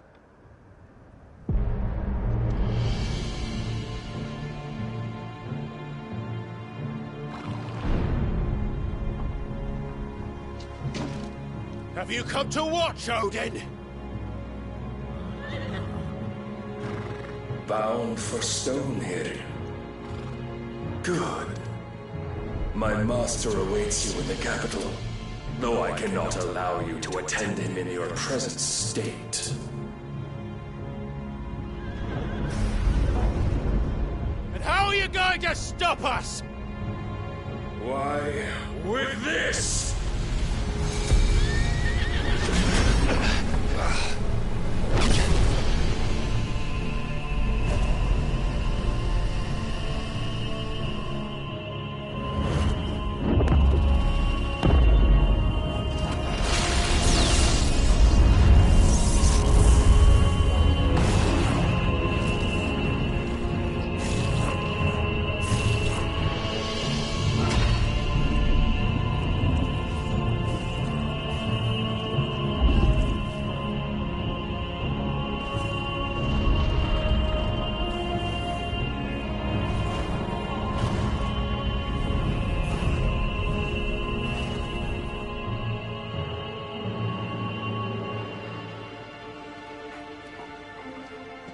What did you do?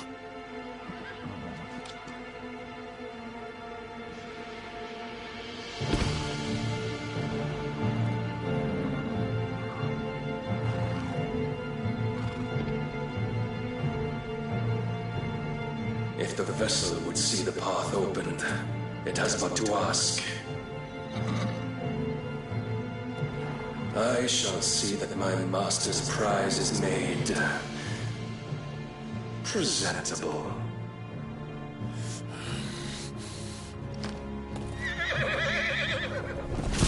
Shit! No!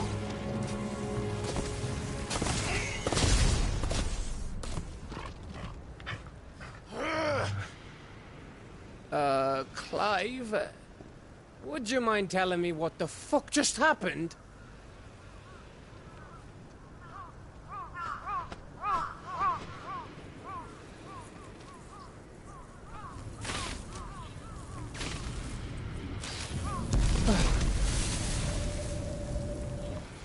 Oh, you've got to be.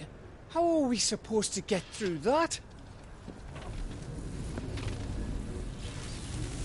We seek an audience with the king. If His Majesty wants me to come and ask him, then that is exactly what I'll do. Before you go practicing your petition, we don't even know where the fucker went. How about we cool our heads and think this through, eh?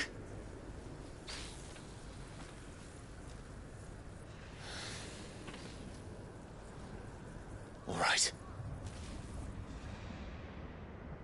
Maybe there's something here we can use.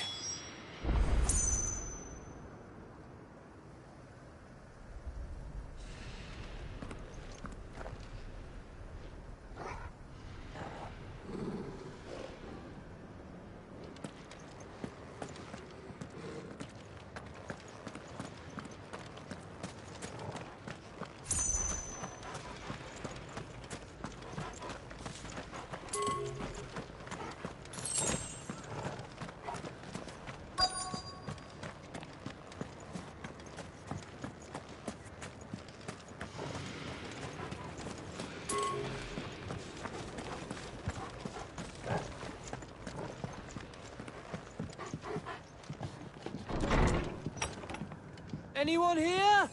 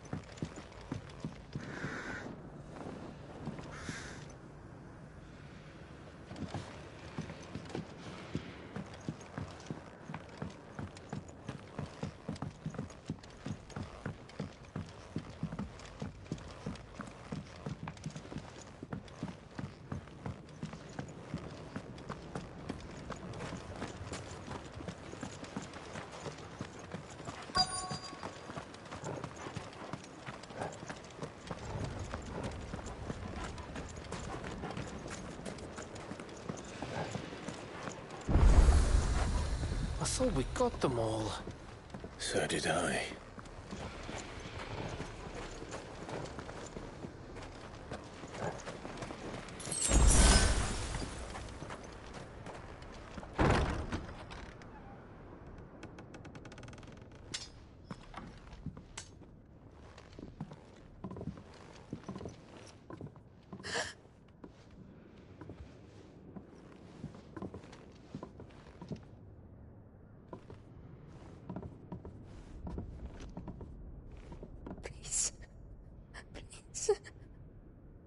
Please, no.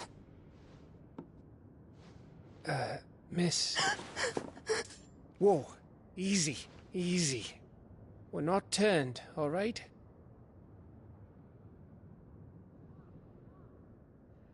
Who?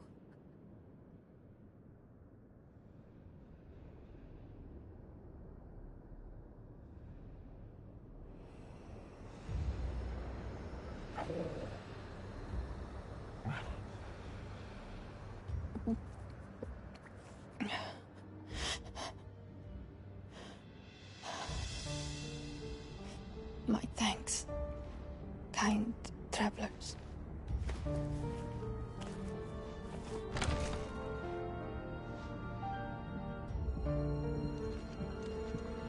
Edda, forgive me for asking, but what went on here?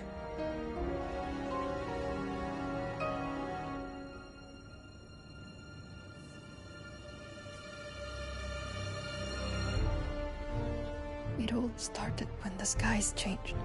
The elders said it was the Arcade. One by one, people went mad. Minds taken by the ether. Till only I remained. By then, I was too far along to run. And then the nights came. And I didn't know what to do.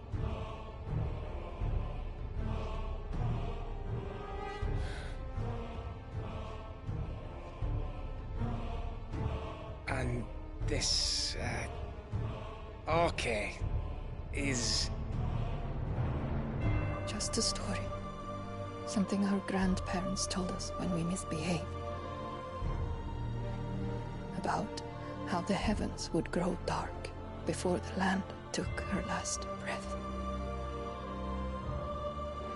The end of the world. You said the others went mad. But where did they go?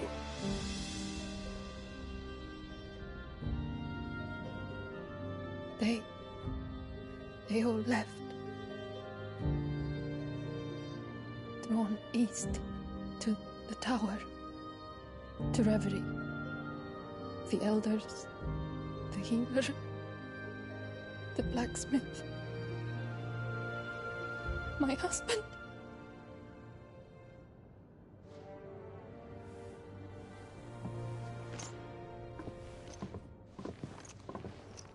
You thinking he did this? Of course. Who else could it be? You were in Canva. You saw what he did to the people. But then what about her? How come her nut hasn't cracked? The baby, perhaps? Could be protecting her from the ether. I can't think of any other explanation. You mean... it's a bearer? It won't matter what it is once Ultima's magic takes hold. Time's running out.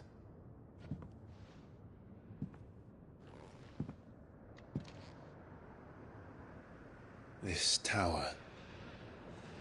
That's where we'll find the king.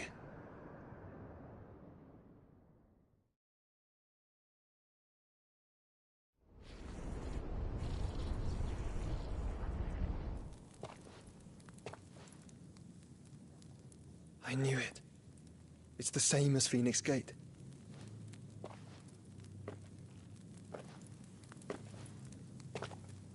Which means at the end of these stairs should be...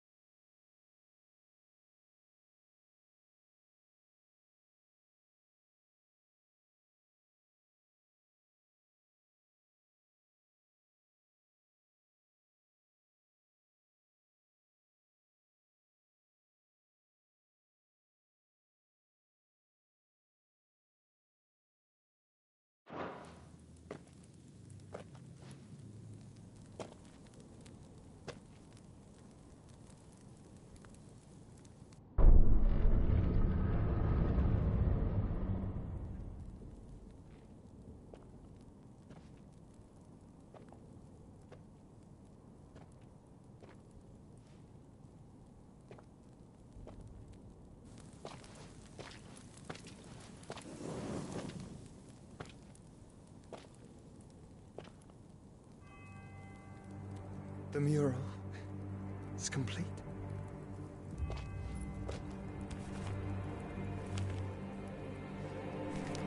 Ultima and his vessel, Ifrit. Garuda, Ramu, Shiva, Titan, Bahamut, Odin. Even Leviathan the Lost is here. But where is the Phoenix?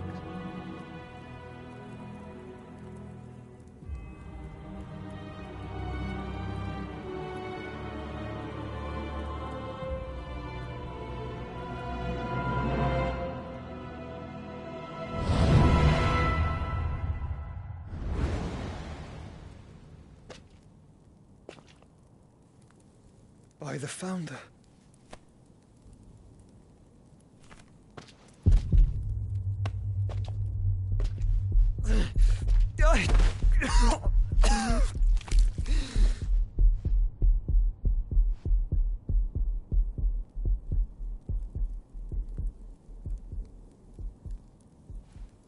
So that's what you want, isn't it, Ultima?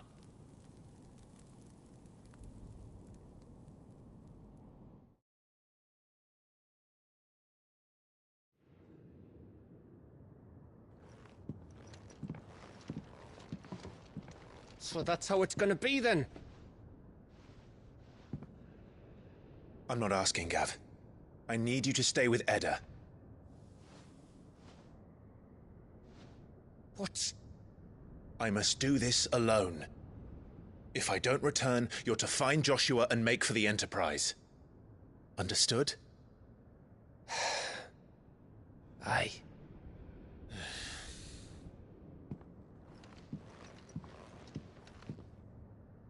Just don't you go dying on me. Sid's name suits your miserable mug better than mine.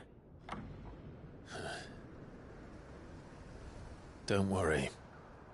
I haven't finished with it yet.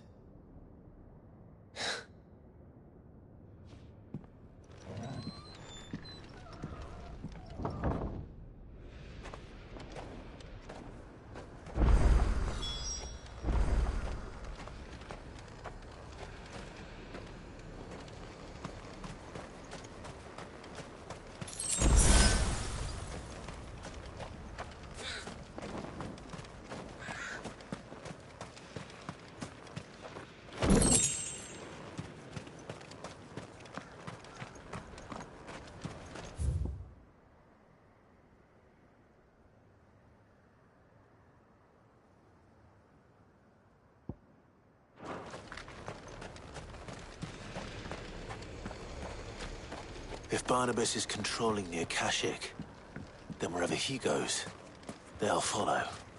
And so will I.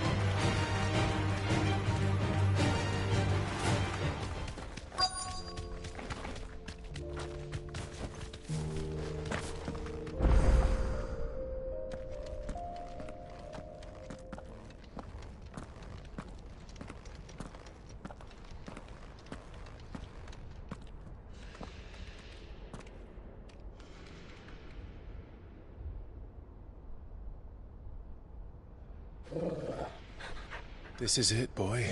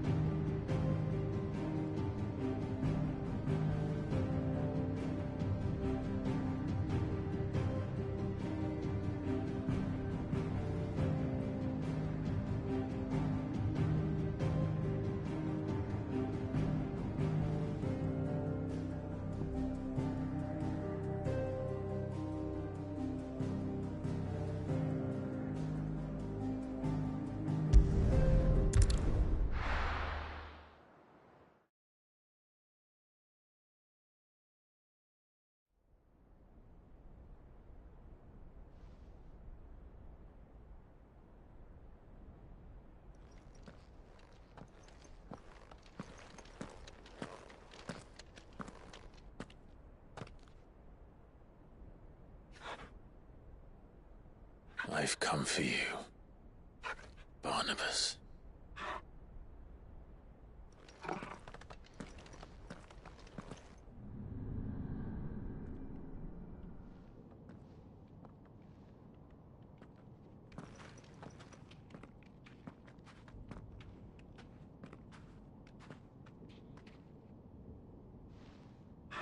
Stay close, Torgal.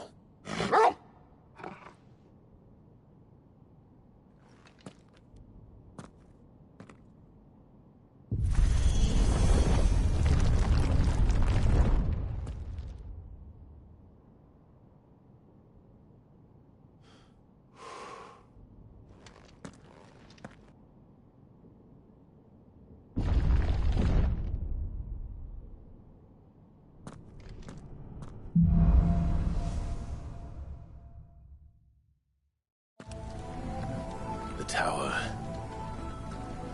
It's alive.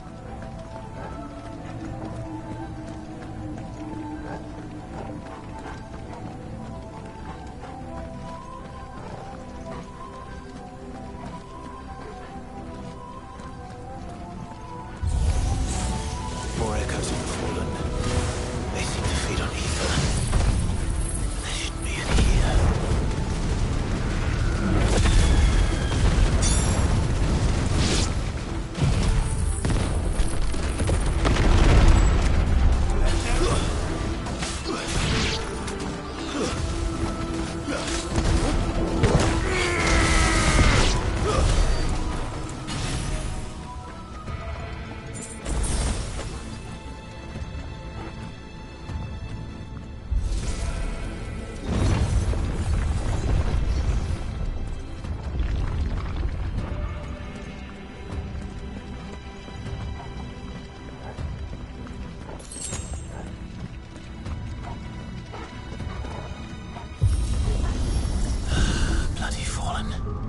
Why do all their flaws seem to have a mind of their own?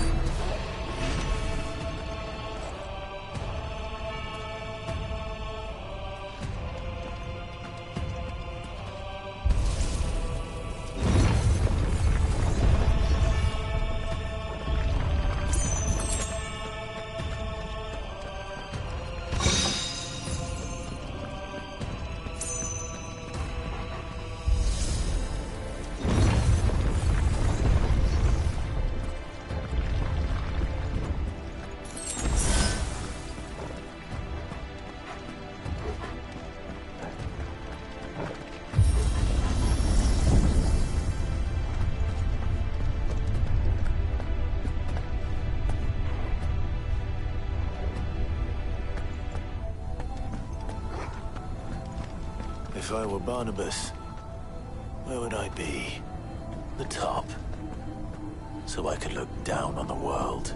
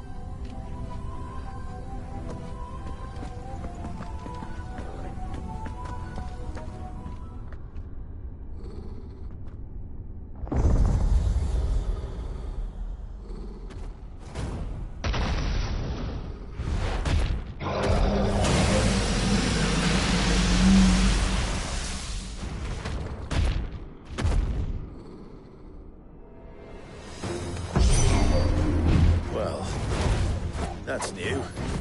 Though I expect full conquest.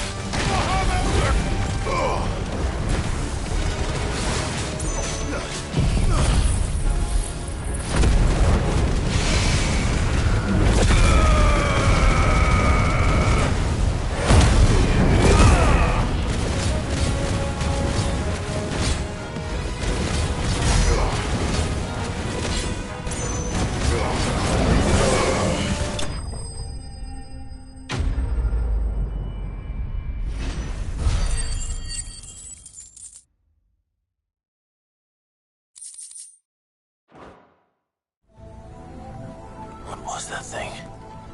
Hopefully there aren't any more.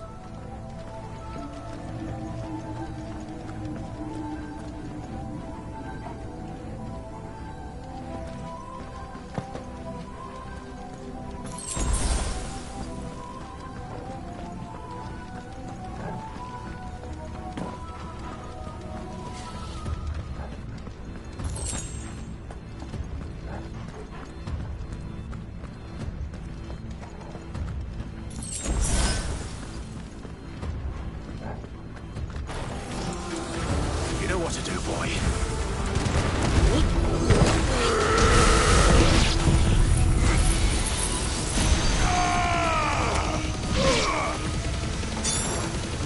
Farewell.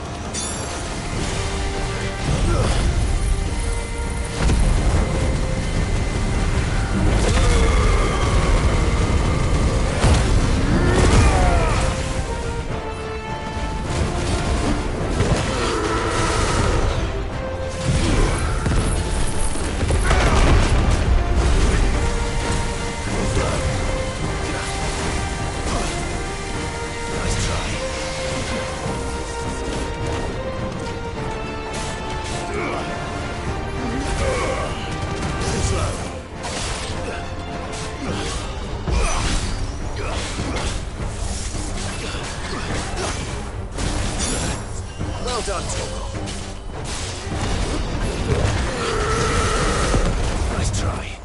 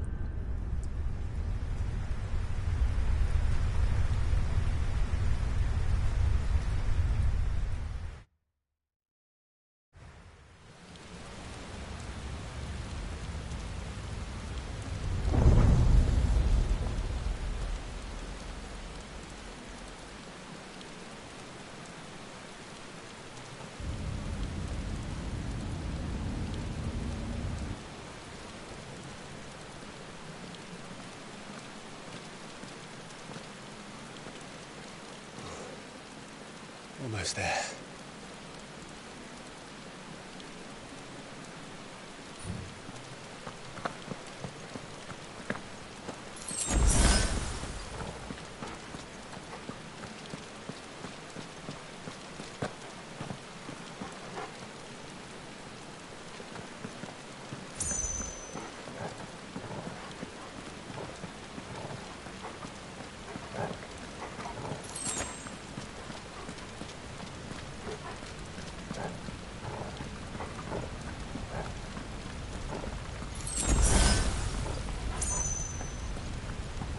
He's here. I can feel him.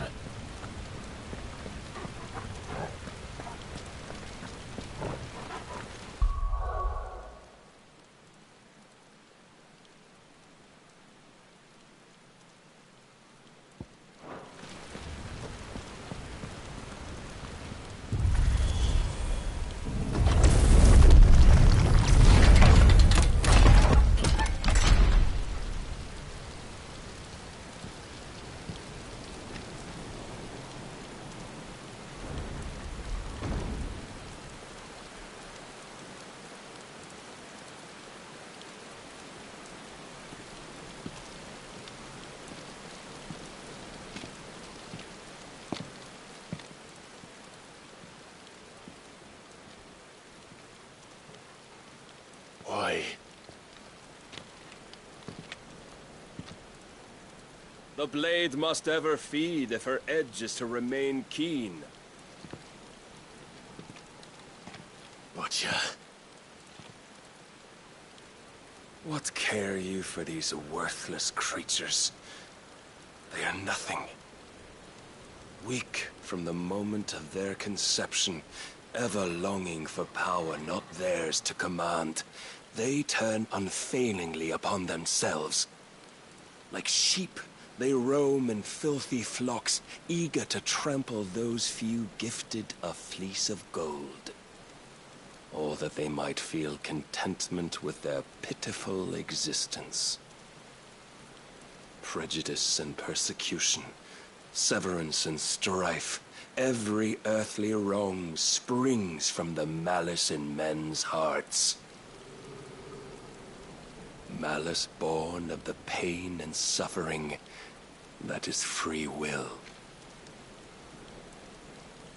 Its corruption is gnawed at your being from the very moment of your birth. You're wrong. It is no corruption. It is who I am. Every choice I make, right or wrong, gives me reason to carry on. And carry on I shall. Not as a puppet, but as a man. Which are you? There was a time I too thought those the only choices. What? Long ago, God granted man the gift of magic. And with that gift did he build great civilizations. Yet over time, man lost sight of the gift's true meaning, stepping from the path of shared prosperity to one of avarice. He abandoned his creator for sword and flame, and through his folly, beckoned the blight. Yet, there were those few who refused to turn their eyes from the heavens, and they prayed to God that he might lead them back to righteousness. And the Lord, he did answer. Before the worthy shall the gates of paradise open. And so did I spread my arms to the ether, and cast my soul upon its gentle waters. I gave myself unto him.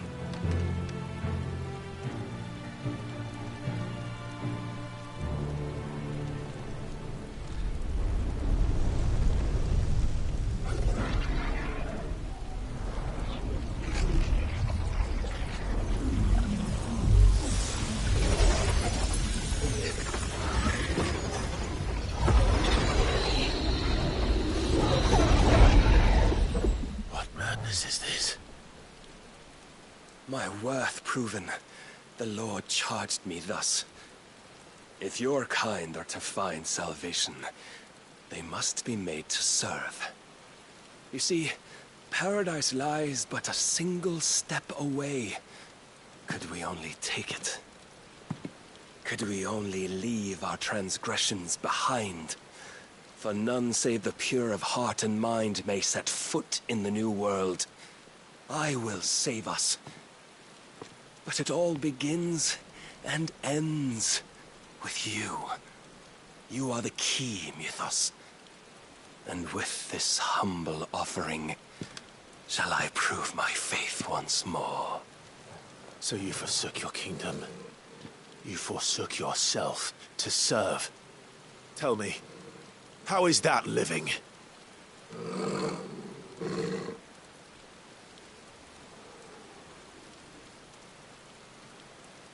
What you seek to provide is not salvation. It's anything but. Life is about always having a choice. Take that away, and we might as well be dead.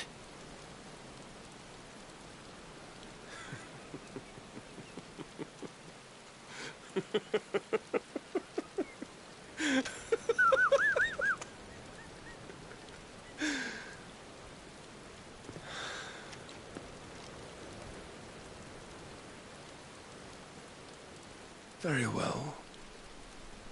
Come then. Show us the strength of your will. It's not the strength of my will that should worry you, but the weakness of yours.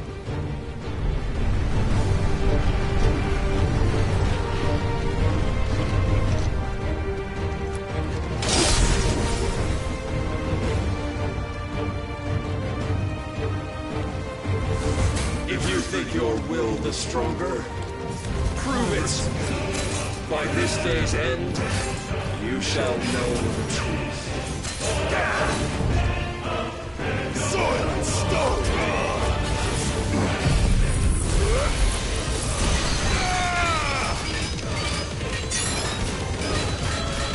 I tire of this.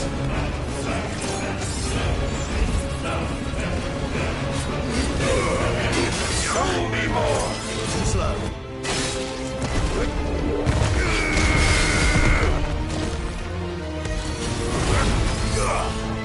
Blessed with the might of a god, yet still you fight like a man.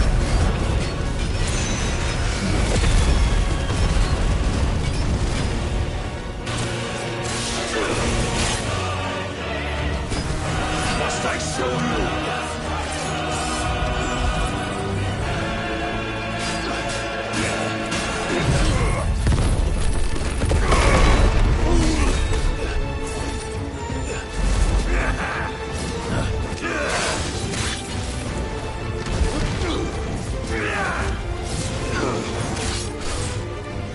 When will you see?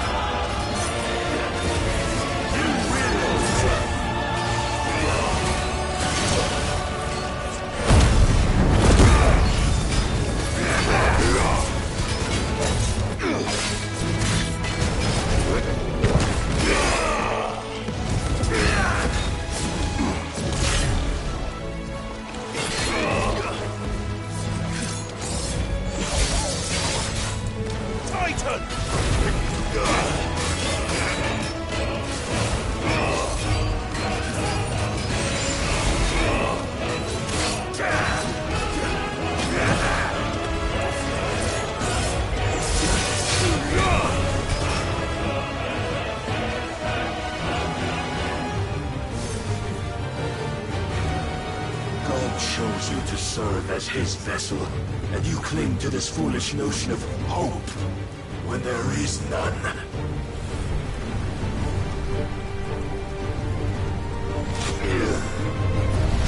Fuck!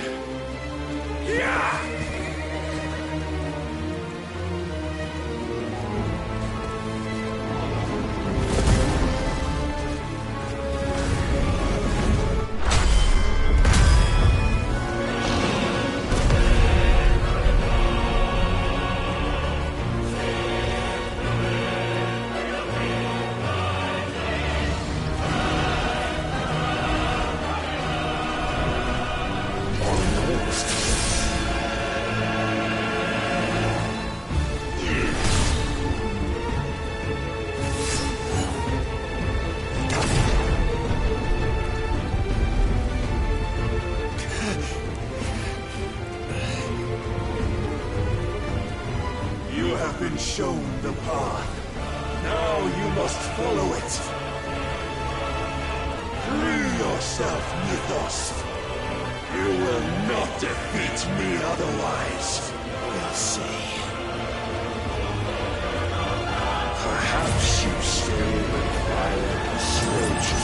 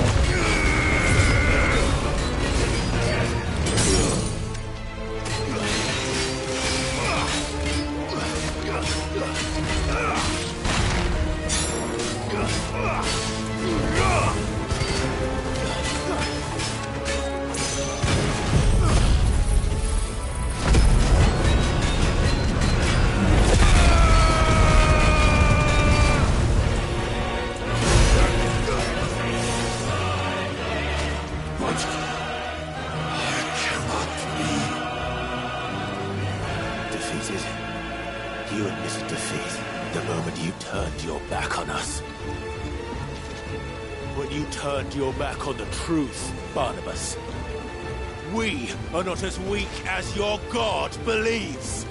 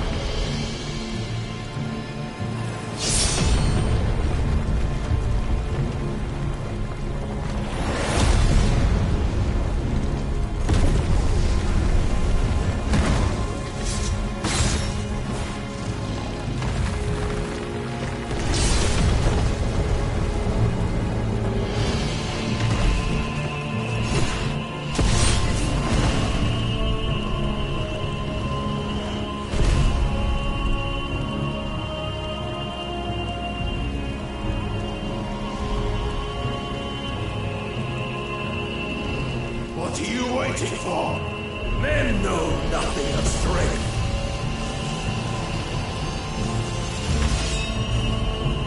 But you will.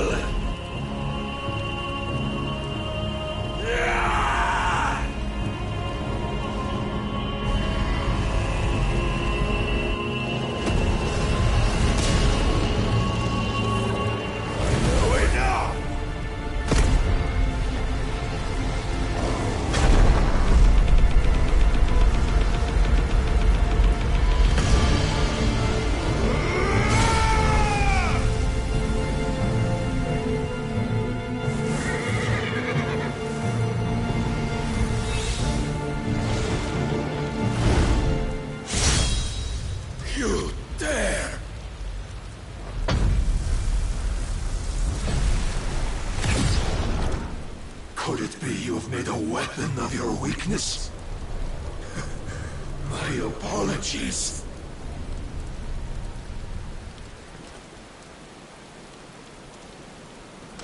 You are not the fool I took you for. And so it ends. No!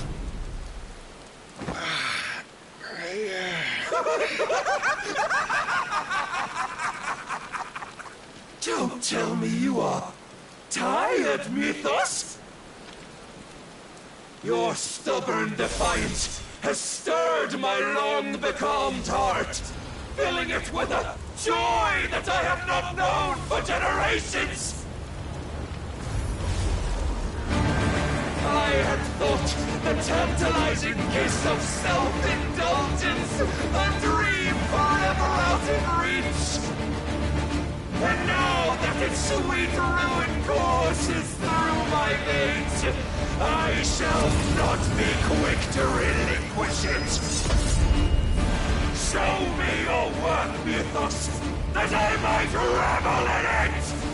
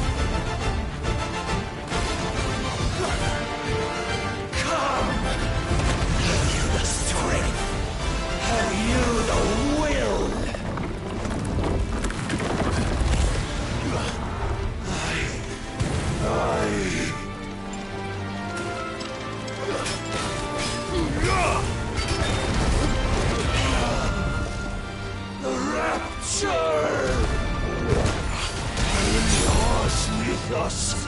Claim me as your prize!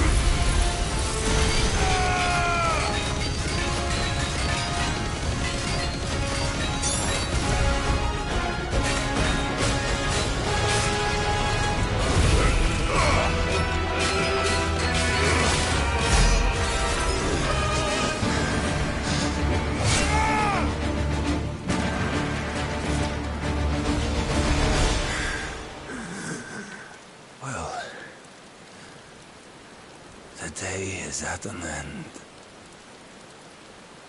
And we both know the truth. It is I who stand victorious. My will that prevailed. Your will? No. It was his. Clive Rossfield.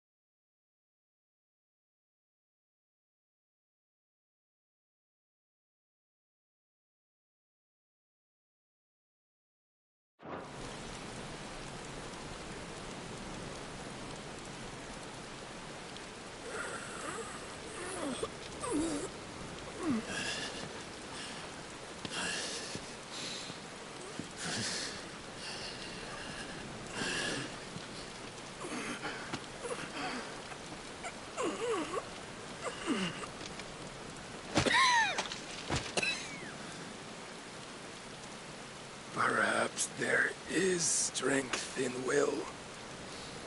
Would that I had not relinquished my own.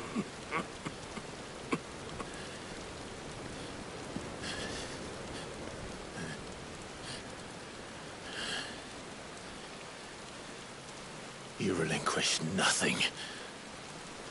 What was it, if not will, that made you strive for a new world? Strive to win your master's approval?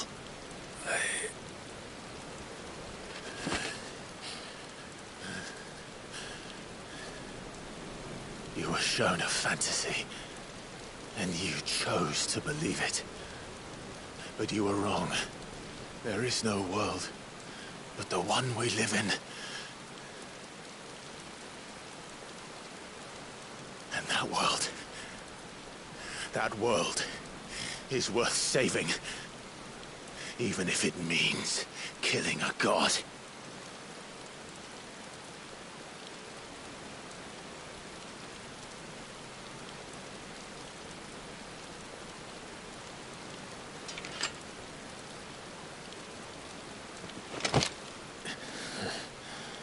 Bold words. From one who has served the Lord so well. This is pointless.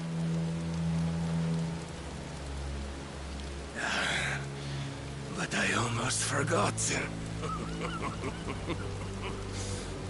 I promised that I would make you presentable. Did I not?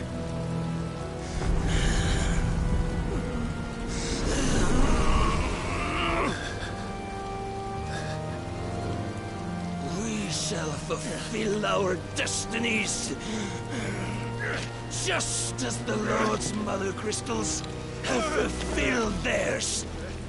Come, Clive Rossfield.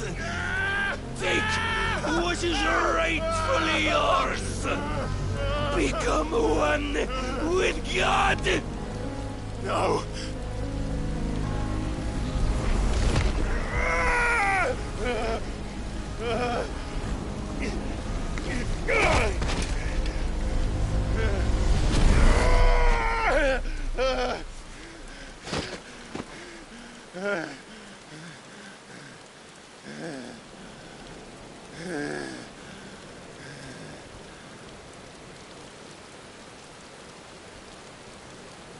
At long last, salvation.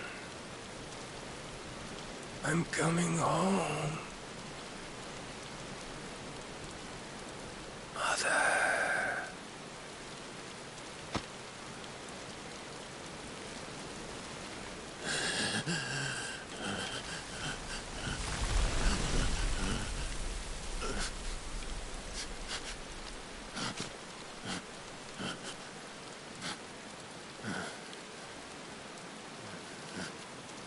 Tell me, how does it feel? Show yourself! Face me! How does it feel to consume your rival's strength, to gorge yourself on their beam, to edge step by trembling step ever closer to the divine? With or without a will, you are still but a vessel, our vessel. Behold, how your body shudders in anticipation of its fate.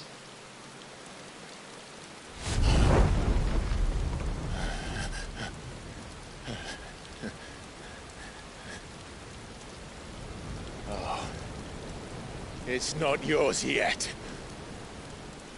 No. Come then, O wayward child.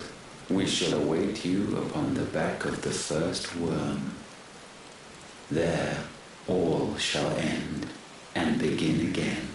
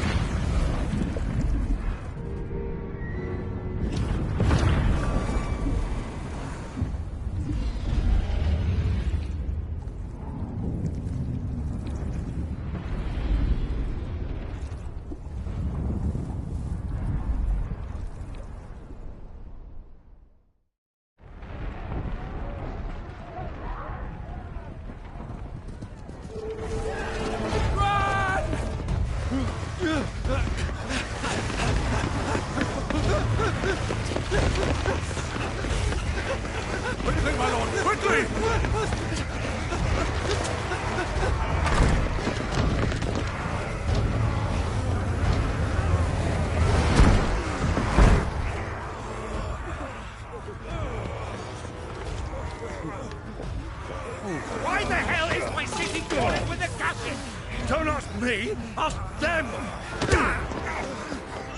Since when was Eugen Hamel one to hide when there was a fight to be had? Since they stripped me of my rank and banished me from the battlefield. Now I'm stuck wiping the backsides of this lot while the city burns and my wife tells off with a man half my age!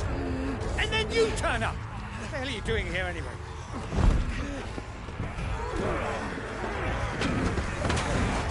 What indeed? The enemy numbers 200,000 or more counting yours. There are simply not enough soldiers garrisoned in the capital to repel an army of that size. Then what of the central keep? Held by a contingent of soldiers and bearers from the surrounding boroughs. They are the sole reason it still stands. And all it took was an army on their doorstep to bring them together. The prospect of death does put things into perspective. Perspective. Perhaps it's what we've lacked all along.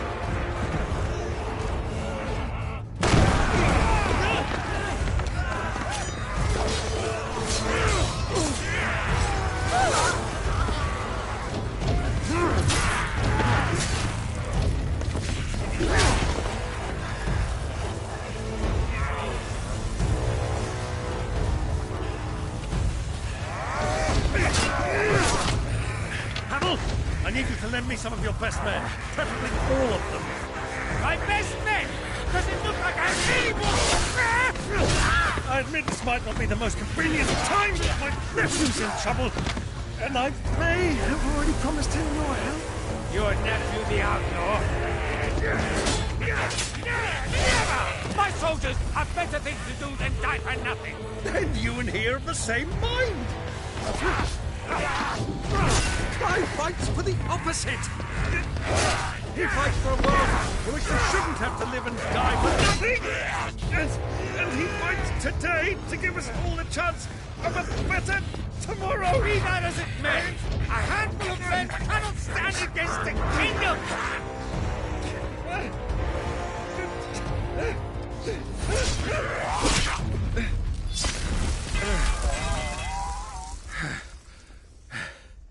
Then mayhap they are the wrong men. Well, I'll be damned. Our numbers are few, but I shall rally as many of my dragoons as I'm able. You, apprise the Lord Strategist of the state of the city's defenses. Yes, Your Radiance. And you would fight alongside us? I owe the Phoenix a debt.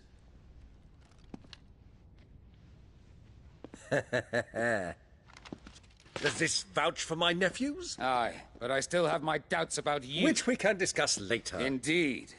You said you had men garrisoned in the keep. Captain, do you know how many yet remain? Allow me to confirm. Commander?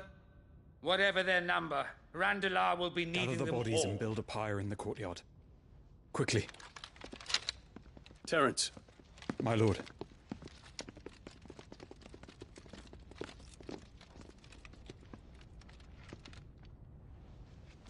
You will find a girl there.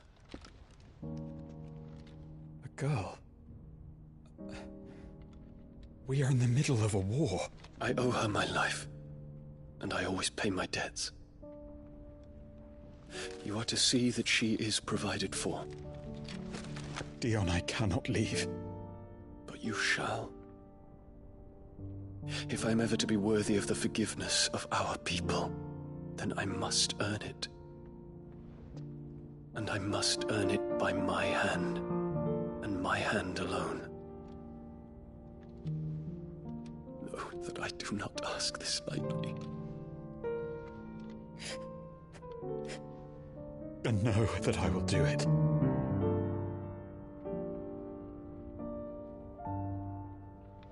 Farewell, Terence.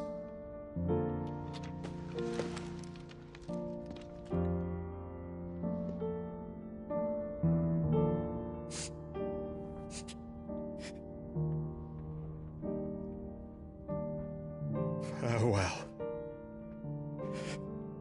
my prince.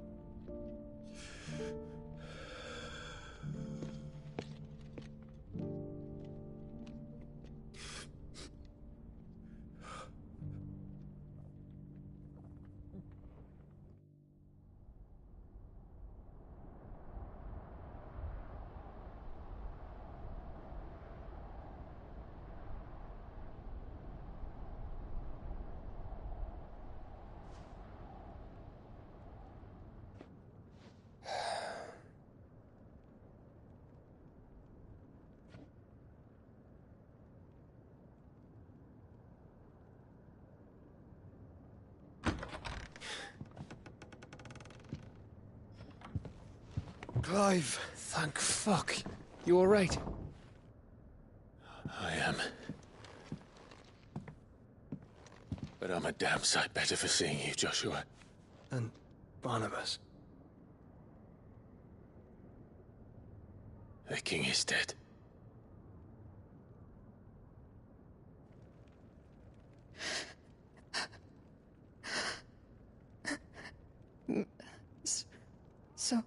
So they're all...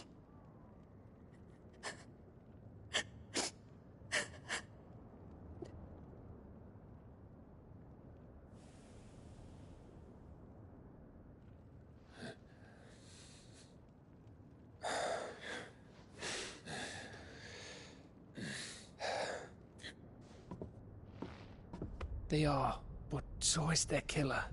He can't hurt anyone anymore. You're safe.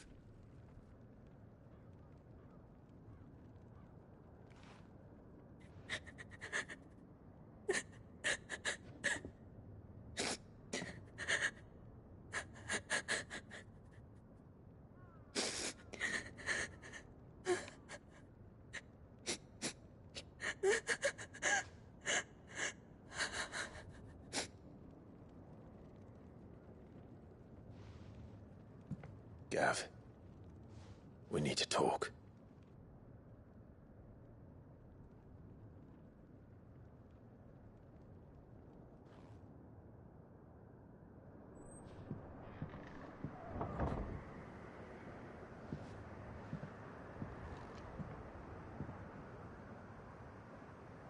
I'm sorry, Clive.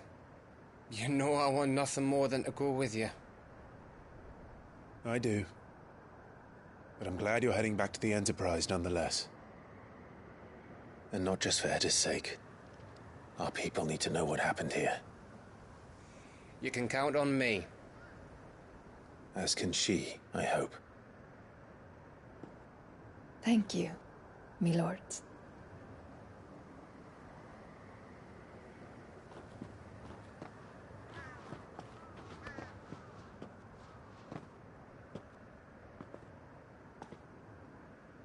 Do you think that was wise? Wiser than leaving a woman with child alone in the Deadlands. They'll be safer at the hideaway. For now, at least.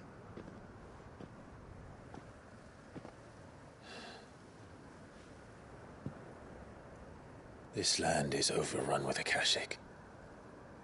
The king himself was long turned, albeit by choice.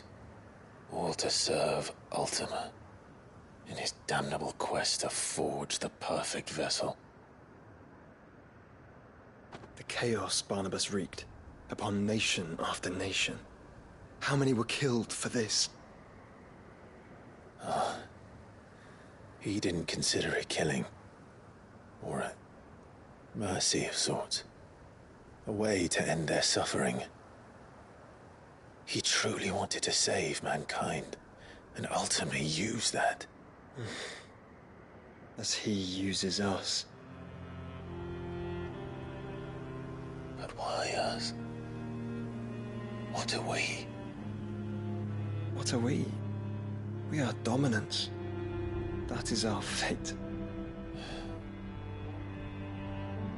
But that doesn't mean we have to accept it, which is why we fight.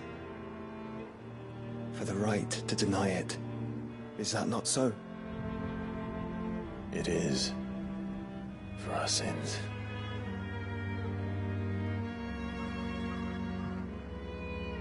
Barnabas said something else.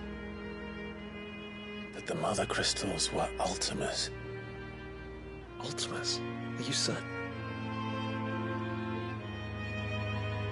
We know that the Mother Crystals have been leading the land of Ether.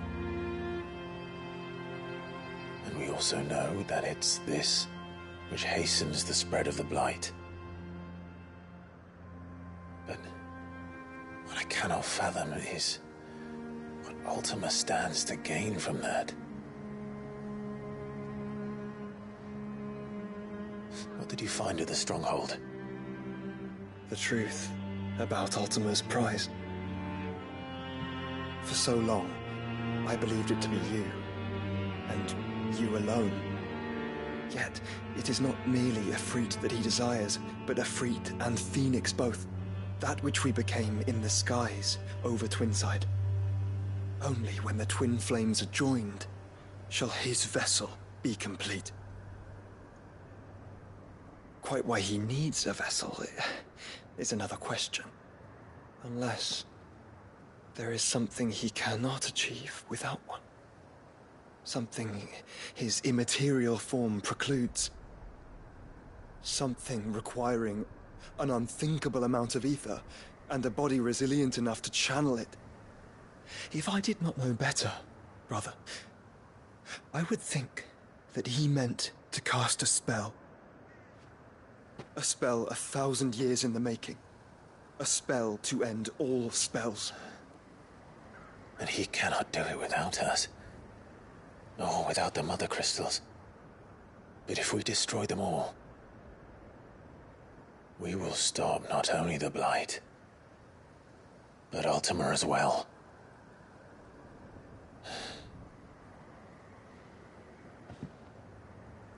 We stick to the plan then. Only this time, we face him together. Well, it's a long walk to Stone here. Let's not keep Ultima waiting.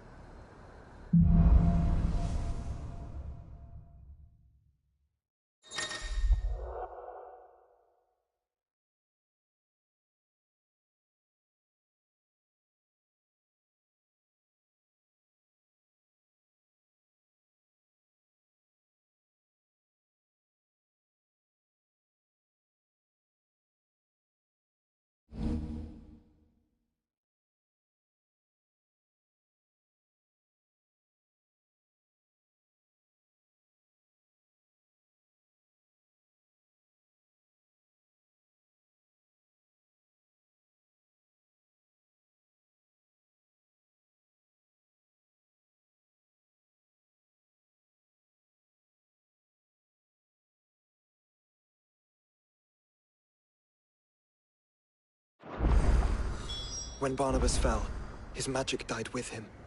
The road to Stone here is barred to us no longer.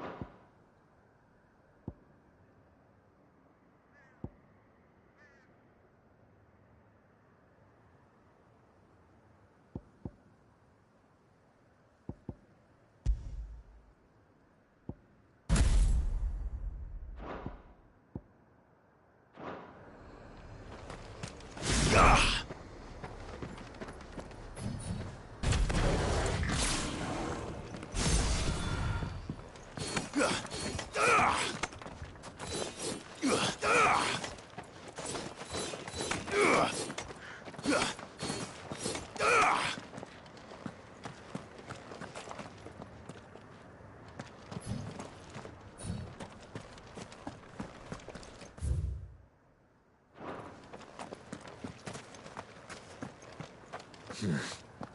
here.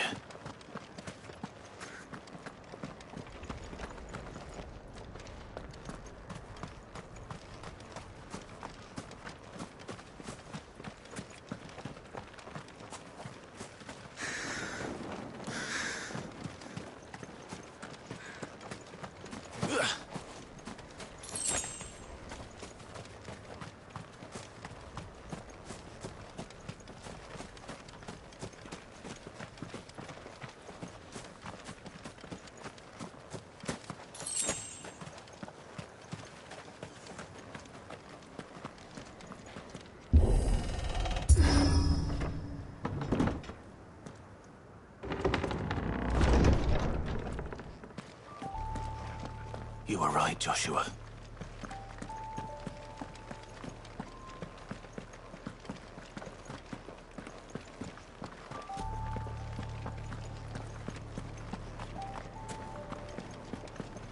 Bodies up ahead.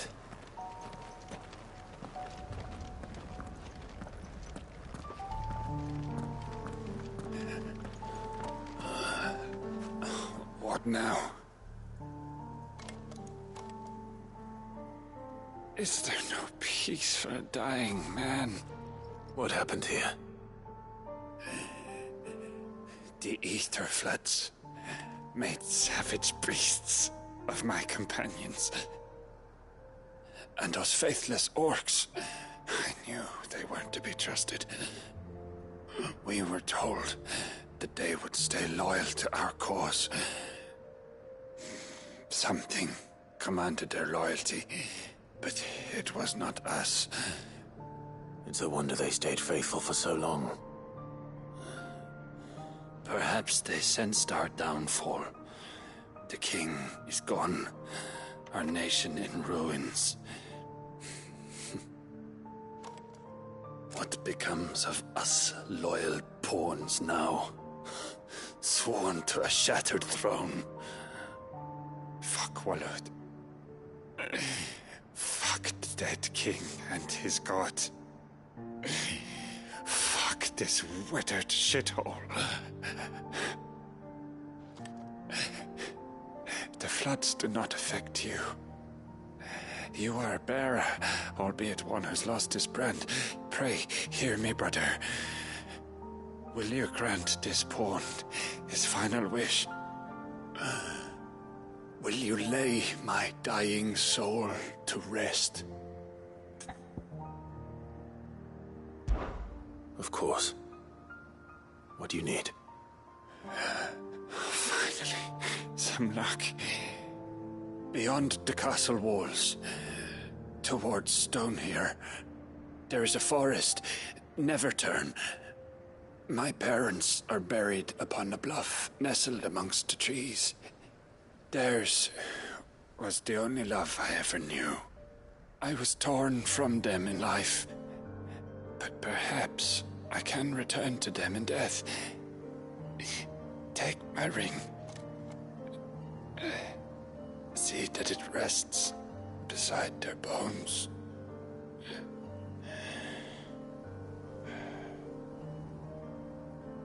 May you find peace at last.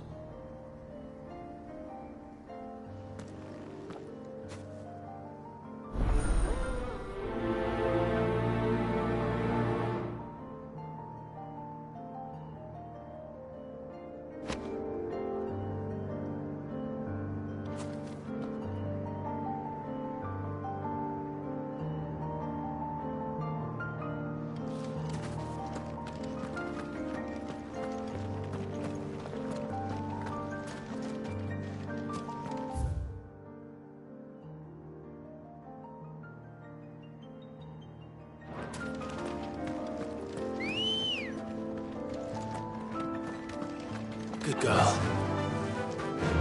Yeah!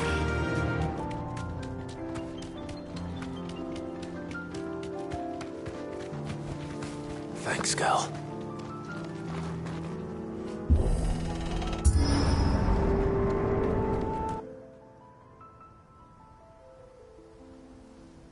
Don't tell me. The only way to the capital is through that gate, just as you surmise. There's an army down there, Joshua. Yes, but I don't see any dominance.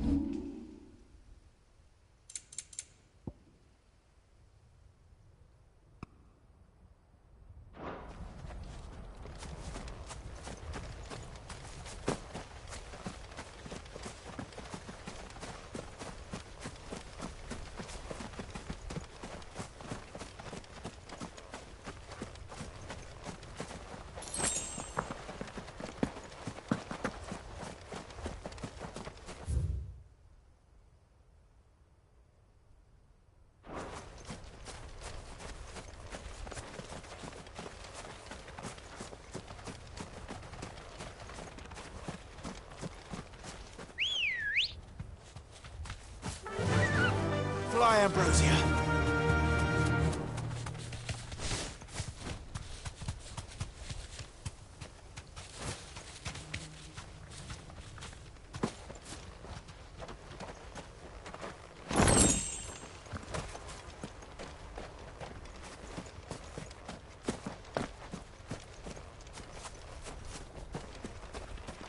Quiet.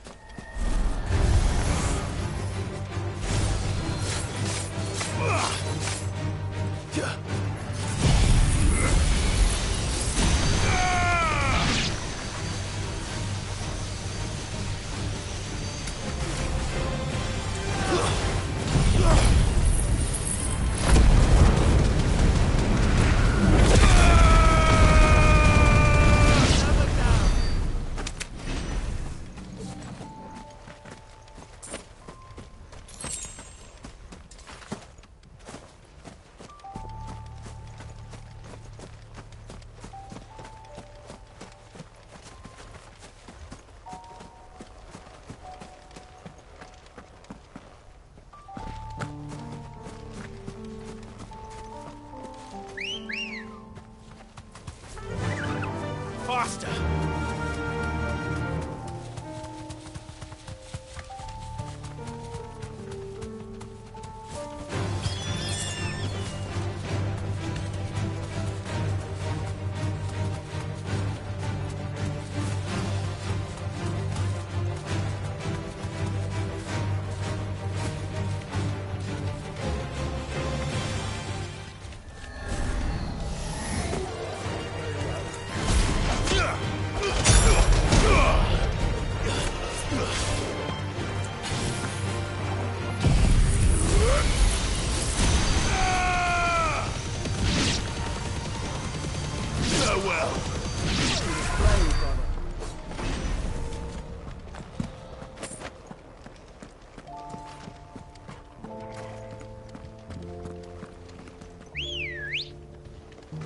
Good girl.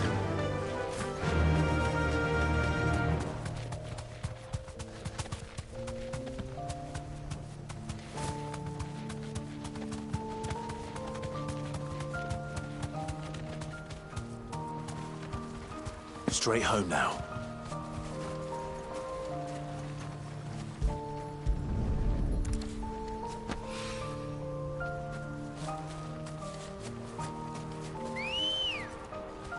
Come on.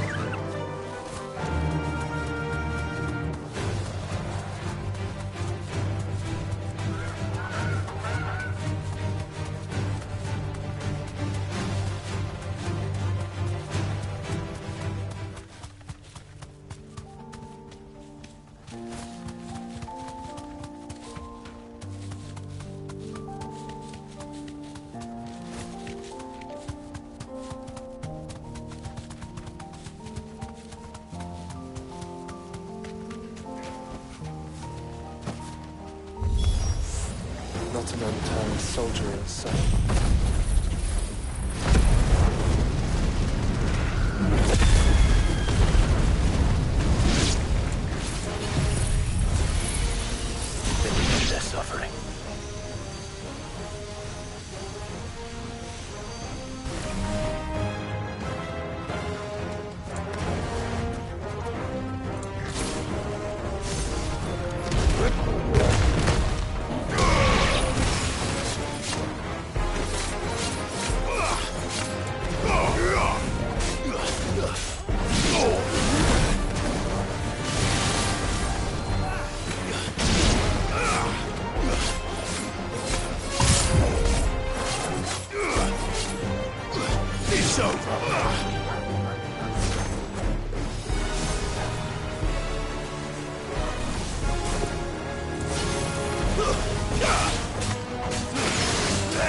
First fall!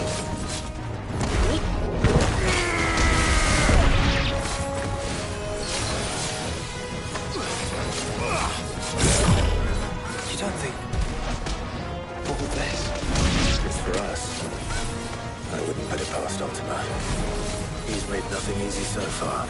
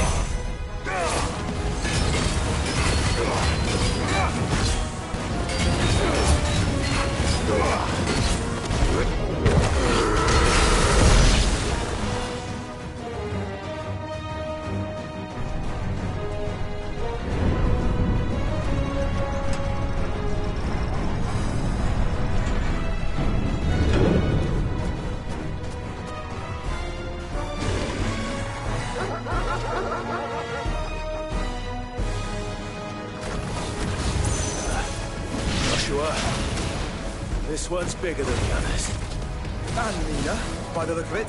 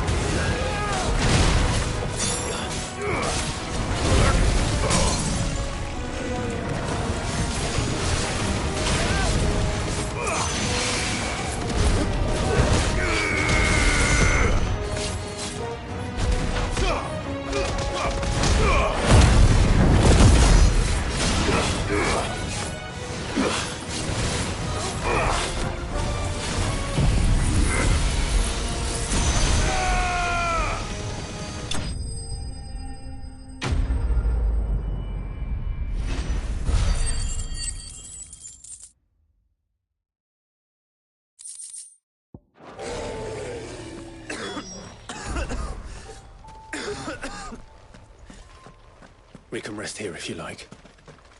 Don't worry. I'll be fine.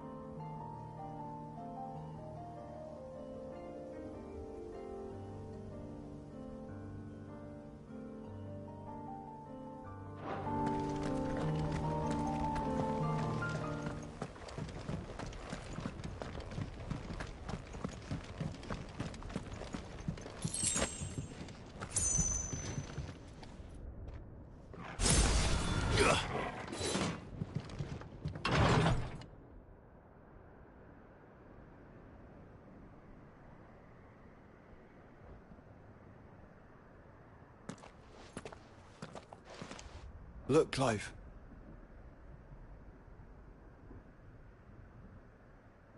By the Founder. The place is a fortress.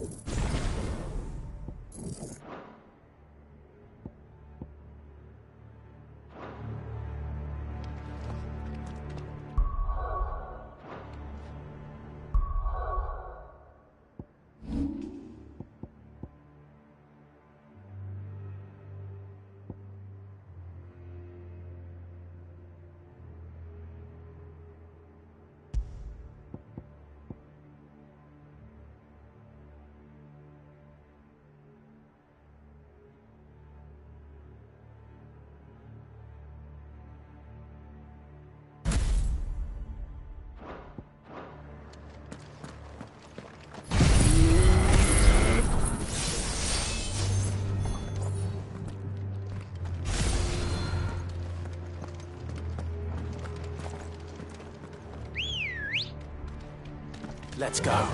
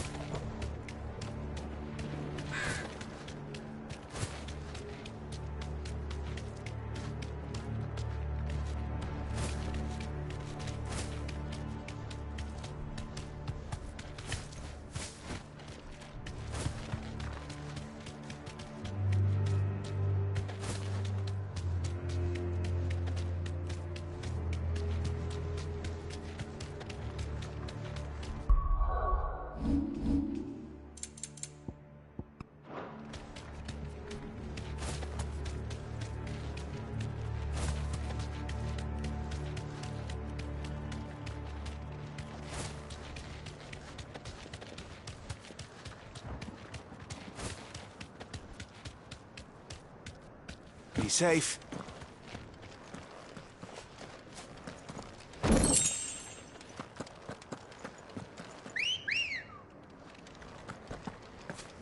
Good girl. Run like the wind.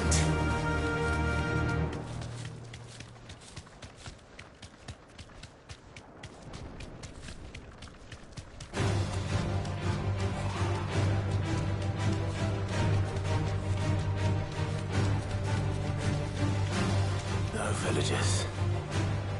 No night. Not even any bodies. One could almost believe the whole kingdom had turned Akashic.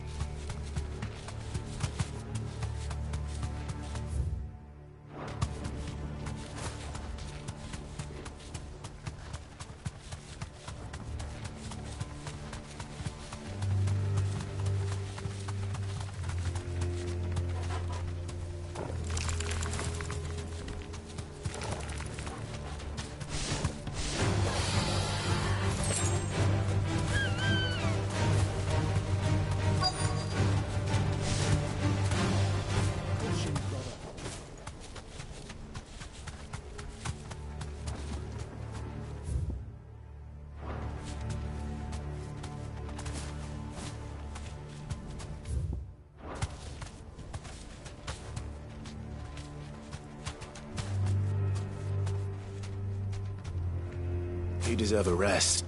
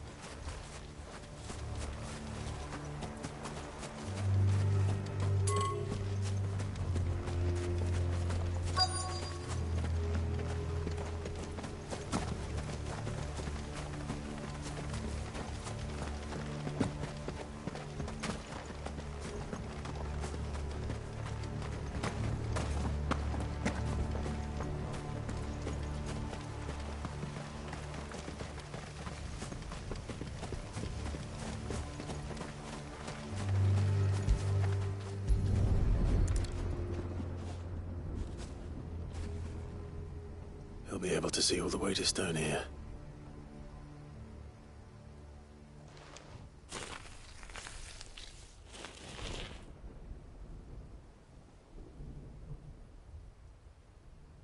As fine a resting place as any man could hope for.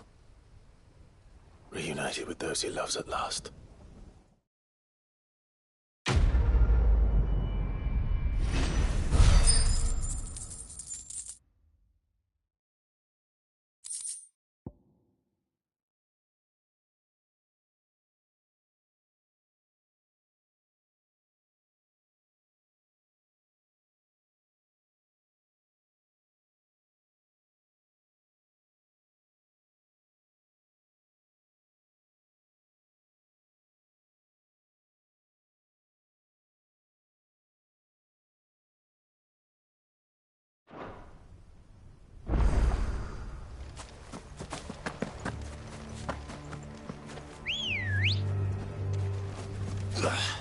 Ready, go?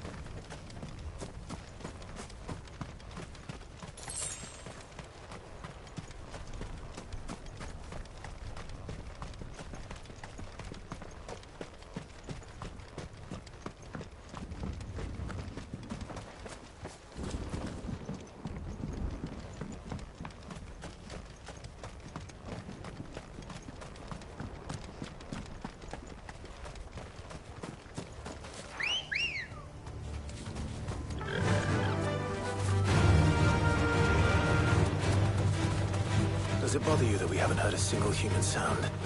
Everything about this place bothers me.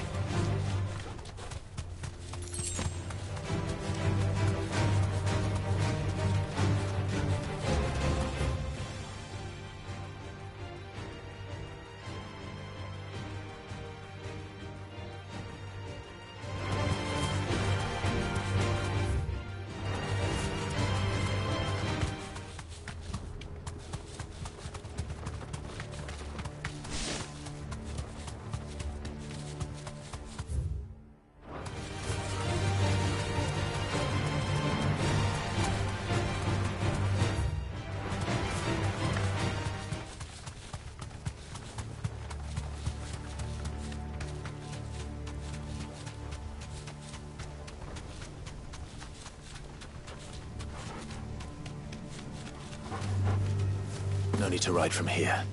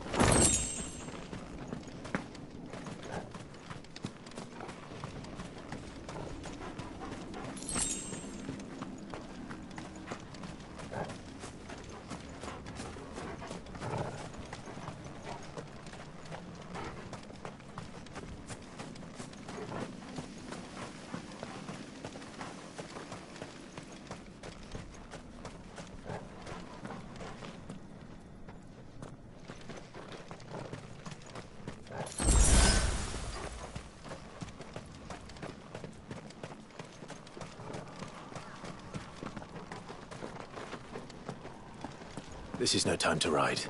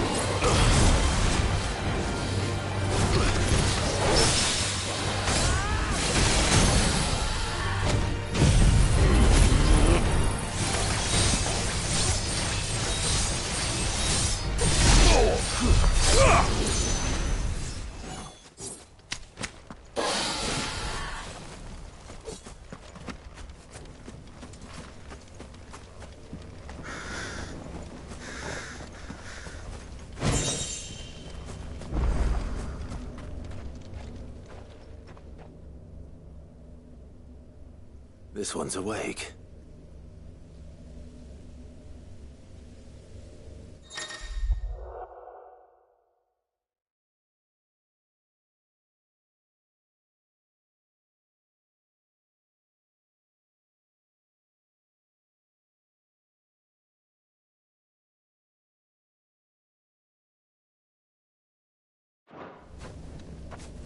Let's see what's inside.